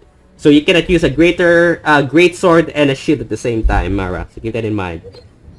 Yeah, I think you can use the hammer as well. The hammer is one hand, I believe. It's a war hammer. Is one hammer a two-handed weapon? I can't do crap. War hammers are one-handed. Great hammers are two. Oh, yeah. Cool. So you can use the warhammer. The war hammer and the shield. So you have a gauntlet, studded leather, the mace, and the phalite. So they're all they're on D&D Beyond. You can search it. Are they all requiring attunement? Yeah, they all do. All of them do? I believe so. Yeah, they all do. Requires attunement, requires attunement, requires attunement, they all require attunement. The armor requires attunement by a wizard or sorcerer.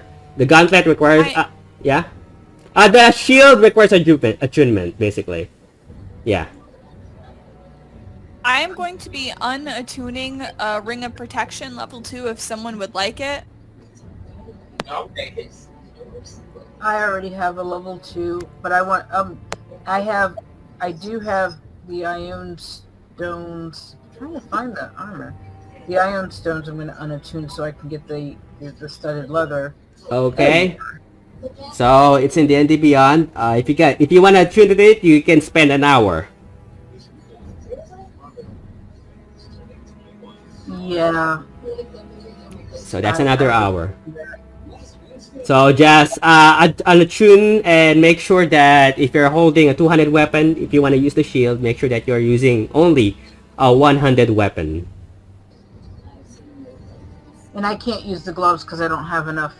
Yeah, you have to attune to another item. I can't unattune some the other 2 that I have. So the gloves is useless. The glove is useful. The glove has very unique skills. Very unique skills. I think the glove and the mace would be good for Angela. But it requires attunement. So remember that you have to have enough attunement to use it. So the armor is used by what you call Miso. The shield is using by Mara. Who's using I believe the mace is using by Angela. Angela, do you still have attunement slots for it, or are you attuning to another item? I have one slot left. I'm using it for the mace. Okay, and who's using the glove? I think that'd be good for Angela as well. Do you have more? Do you still have what you call an attunement slot for the glove, Angela? Or do you want an attune? Other slots are taken up by a Ring of Protection and Command of Magic Resistance. I don't really want to get rid of those. Okay, so who's using the glove? Angela can't use it. How about you, Darella? Or Miso? I've got all my slots used. I need to see what I'm looking. Where's it? Oh no, you put the glove in chat, right? Yep, it's called Phaelite Gauntlet of Arcane Absorption. It's also on D&D Beyond. I'm pretty sure I've shared it. As well as the Xenoziva's studded leather armor. Like I got the studded leather. I'm trying to see where the mace. Phaelite Gauntlet of Arcane. I can put it in chat again. You can find it on D&D Beyond. And radiant damage. There, it's in chat again. Mace.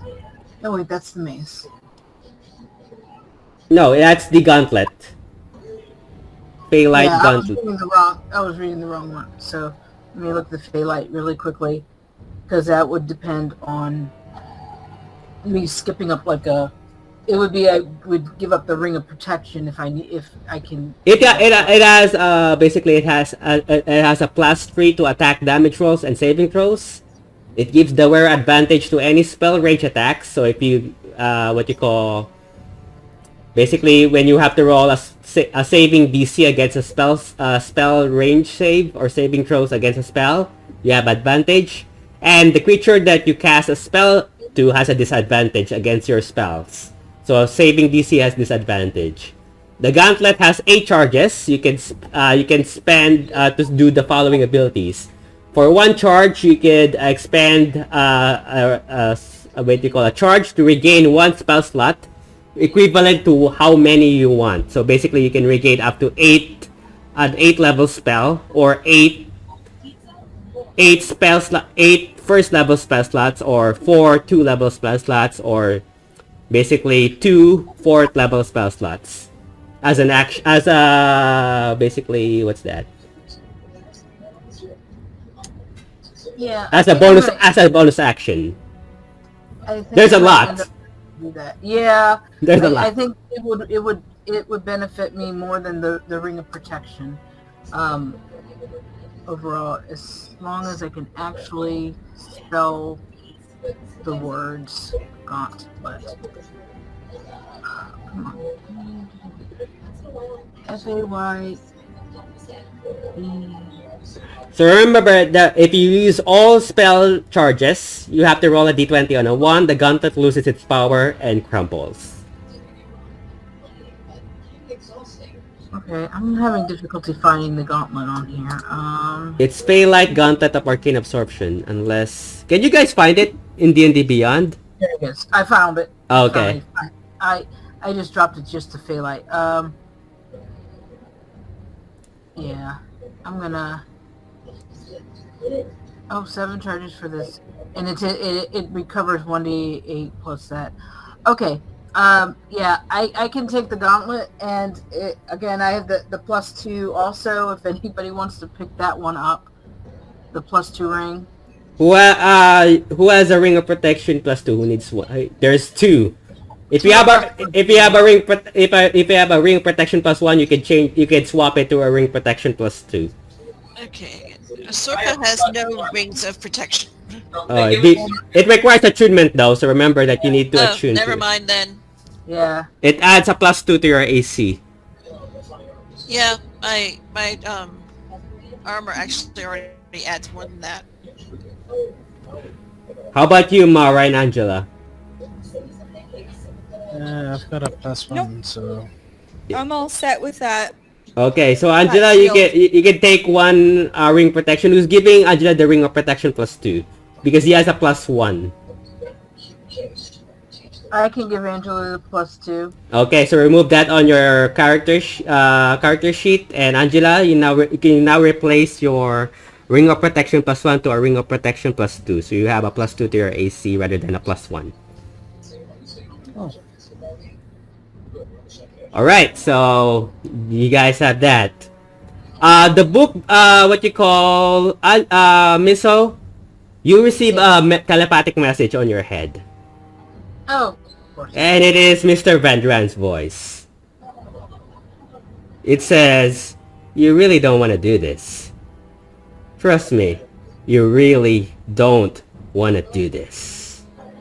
That's all you get.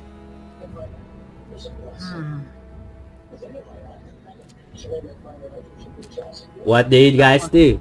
You still have the book that you need to destroy. Speaking of book, I have to put out the notes for that.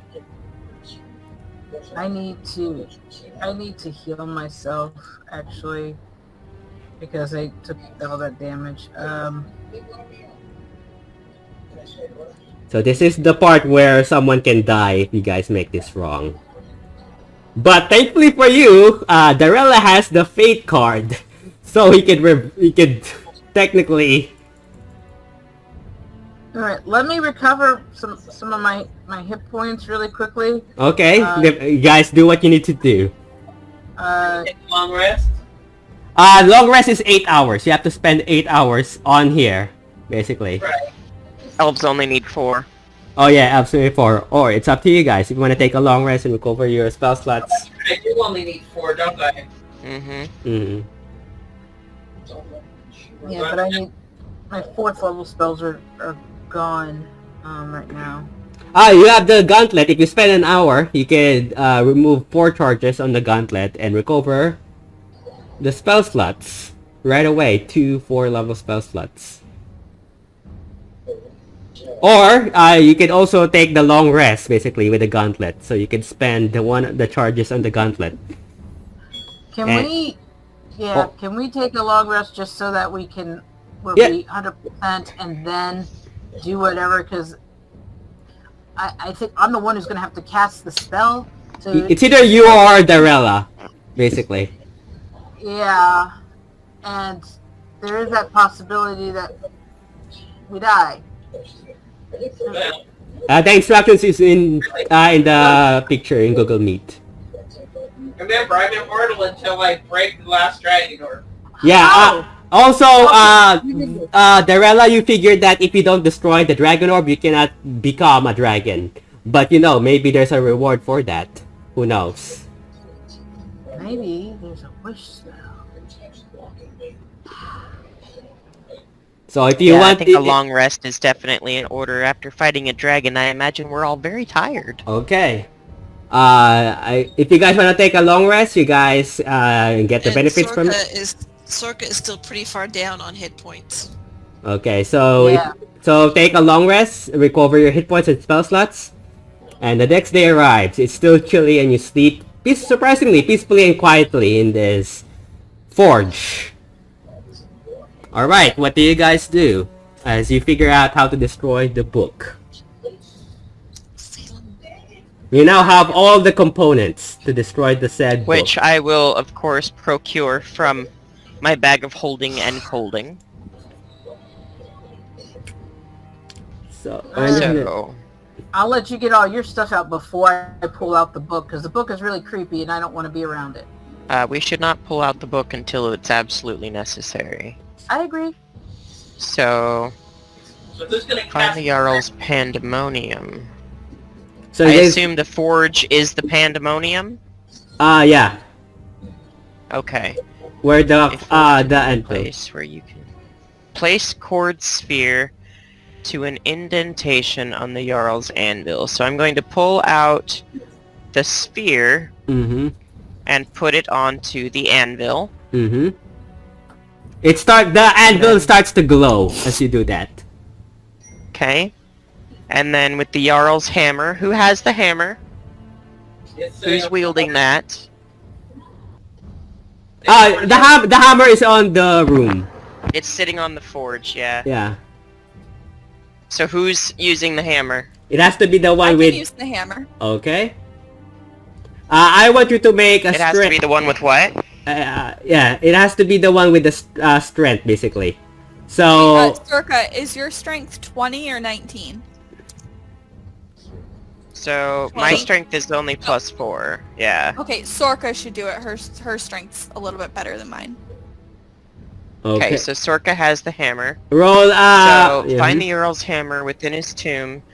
Now we need to crush the pit fiend's horn into dust on the anvil. So I'm going to pull the pit fiend's horn out and set it on the anvil, I assume by the sphere. Okay. And then step back so that Sorka may crush it. So, Sorka, I want you to roll what you call a strength. Roll. I would say roll to hit. Okay. Can I assist her in any way? No, this is up to her basically because this is just her hitting the horn. So that's a 26 to hit. Definitely hits. Yep, you crash it. It is now crash. Okay. Do I need to do anything else? The instructions are in the screen.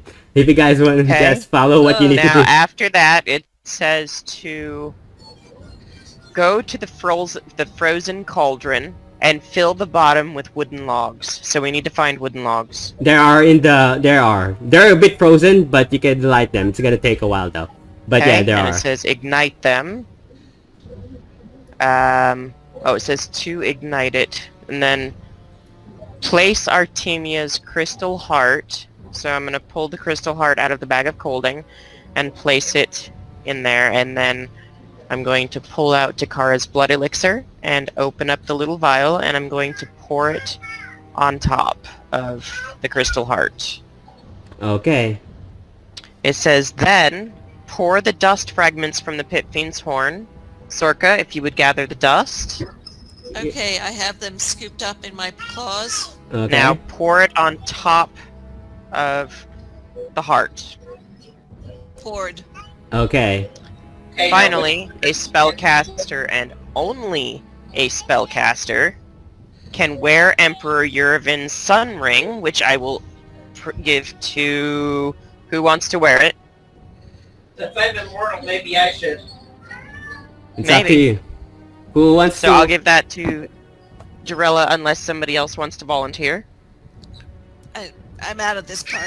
Okay. Yeah, only so Miss Jarella has the sun ring, and she now has to read the scroll. Okay. Read it while pointing your hand with the ring on it You must know how to read Viridian Elven. Do you know how to read? Try elf. Can I read that? I want imagine as an- I want you to roll intelligence check with advantage because you can read Elven. Okay. Also, when in doubt, I can try to cast tongues on her. I should have done that before, and she can read everything.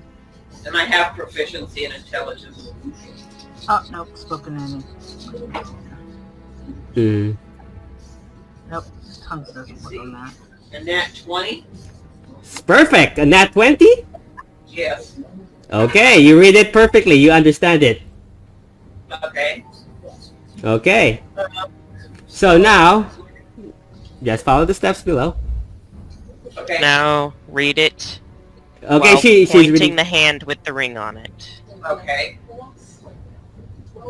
So do I have the scroll? Yep. Yes, you have the scroll.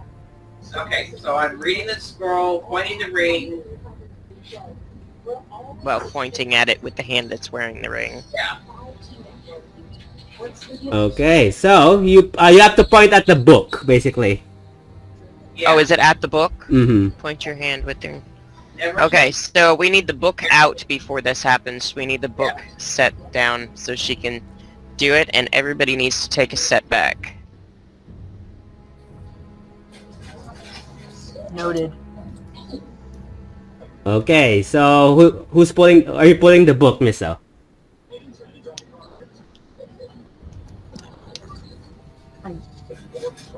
I think we need to pull the book out now. Yes? Mm-hmm. Yes. Okay, as you pull out the book, the room becomes even more chilly, as if it wasn't cold enough. Even though you're in the in the frozen north, it becomes twice as cold. Even to the touch, the book is just sends this tingles down the spine of your backs as the book is being pulled out. And you place it, and then So, as this is happening, Darella, I want you to roll, because you're rolling at 20, you get advantage. I want, if you get advantage, and the DC is lowered down, because you guys all do it properly. So, rather than 20... okay, so I want you to roll a d20. Are you proficient in Arcana? Yes. Okay. I have expertise in Arcana. Okay, so roll a d20. Add your wisdom. Is it wisdom for Arcana? And make sure you add your proficiency times 2. Yeah. Add your proficiency. What? Why is it times 2? Because expertise means you get to add it Oh every yeah. time. If you're an expert, then you add it times 2. If you're proficient, you just add your proficiency. Are you proficient or expert on Arcana? Expert. Okay, so you multiply, you double the proficiency bonus. So roll a d20, add your wisdom modifier for Arcana, and then add your proficiency bonus. And roll it with advantage. Okay. So 28, 38, 40. Oh god. Yeah, you beat it. 40? You rolled a 40? Well, it's plus 12 my Arcana. And my proficiency is plus 5. So that's 22 right there, and I did an 18. So it's 40 in total. 40 total. 40. Okay. You guys see Darella basically wearing the ring, points the ring towards the book. The book begins to shake. At first, the entire room where you guys are begins to shake and rubble as ice popsicles begins to fall. And then suddenly, the book begins to melt. Right before your eyes. Into this dark, gooey liquid until it disappears and fades into smoke.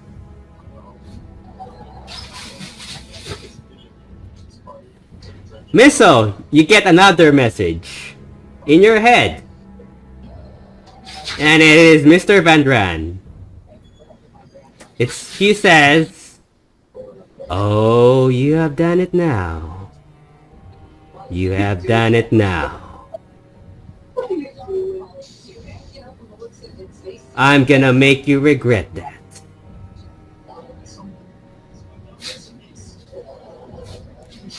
That's all you get. And So as the you, book melted. Did the ring and the scroll disappear? the ring and the scroll disappears. We can collect the liquid. We can't touch it with our hands, but we can coat our weapons, or we can put it in a vial and use it to destroy a betrayer god's artifact. The artifact is the book. So Yeah. you need to destroy another. If you need to destroy another betrayer god's artifact, like it belongs to another god, you can destroy it. Yeah. So I would like to collect could I take one of the vials that I would normally keep poison in and Yeah. fill it with the liquid? I would say roll sleight of hand. Okay.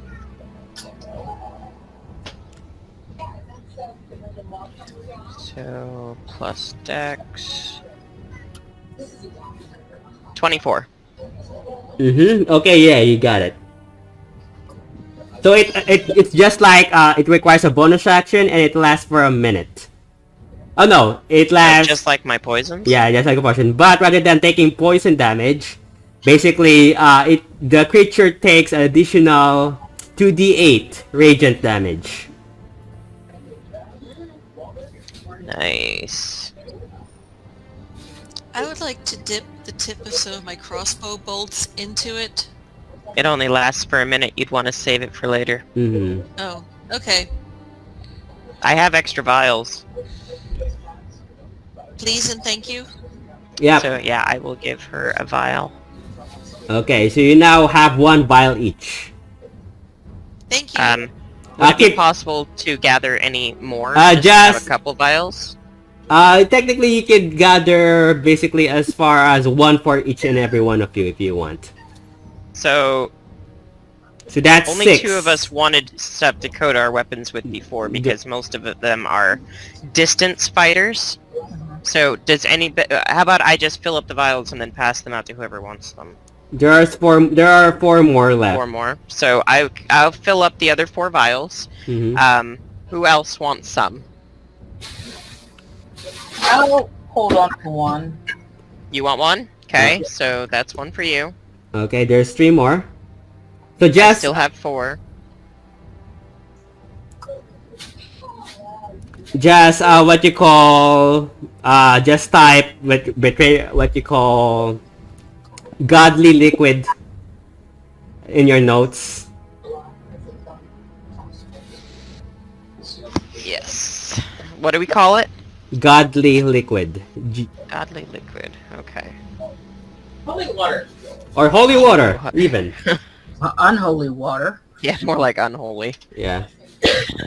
It's black, basically. So you still have, you have 4 vials with you, Vendelte. Did we just destroy the unholy of unholy? The book is now gone, basically. And the room becomes normal cold temperature. Okay. So y'all, pretty sure Vendren is really, really ticked about what we just did. And you know that we just did this. So, I have a feeling that we probably are going to have to make our way back to the portal and see what happens. Maybe these vials will help us too. I don't know. But I think we need to... Maybe we can use these vials to destroy the portal, you think? No. It's only for weapons. It's applicable to weapons. It won't be enough to cover a giant portal. Ah. So it's a bonus action to apply it. And when you apply it, basically it's for 1 minute. You can deal 2d8 radiant damage to a betrayer god. So you add 2d8 damage to it. To your, if you attack it with a weapon, basically. Save it for the betrayer god. And it only affects betrayer gods. Okay, so we'll save it for a weapon for that. I think we still need to head back towards the portal thing. I mean, we left it all open and not damaged, and Satsu's already gone over there. And also, Mara, you saw your vision that you need to go to that portal. Okay. When you use the what you call the Ioun's knowledge, you see yourself and the party entering that so-called portal, which you believe to be where the Chain Oblivion or Mr. Van Ren is waiting.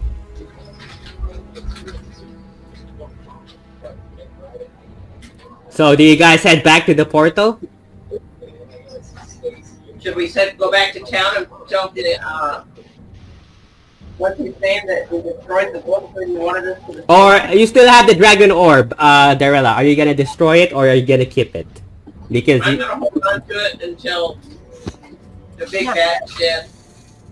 Yeah, because you're still immortal while it still exists, and if you destroy it, she can still die, and that doesn't mean she gets resurrected right away.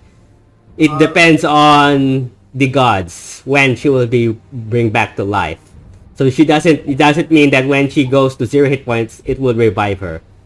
The cat was jumping around But- the dresser, knocking my computer keyboard off, trying to pull the stuff. But also, Mute your computer. but also you cannot. You know that you cannot turn into a dragon without destroying the orb. Right.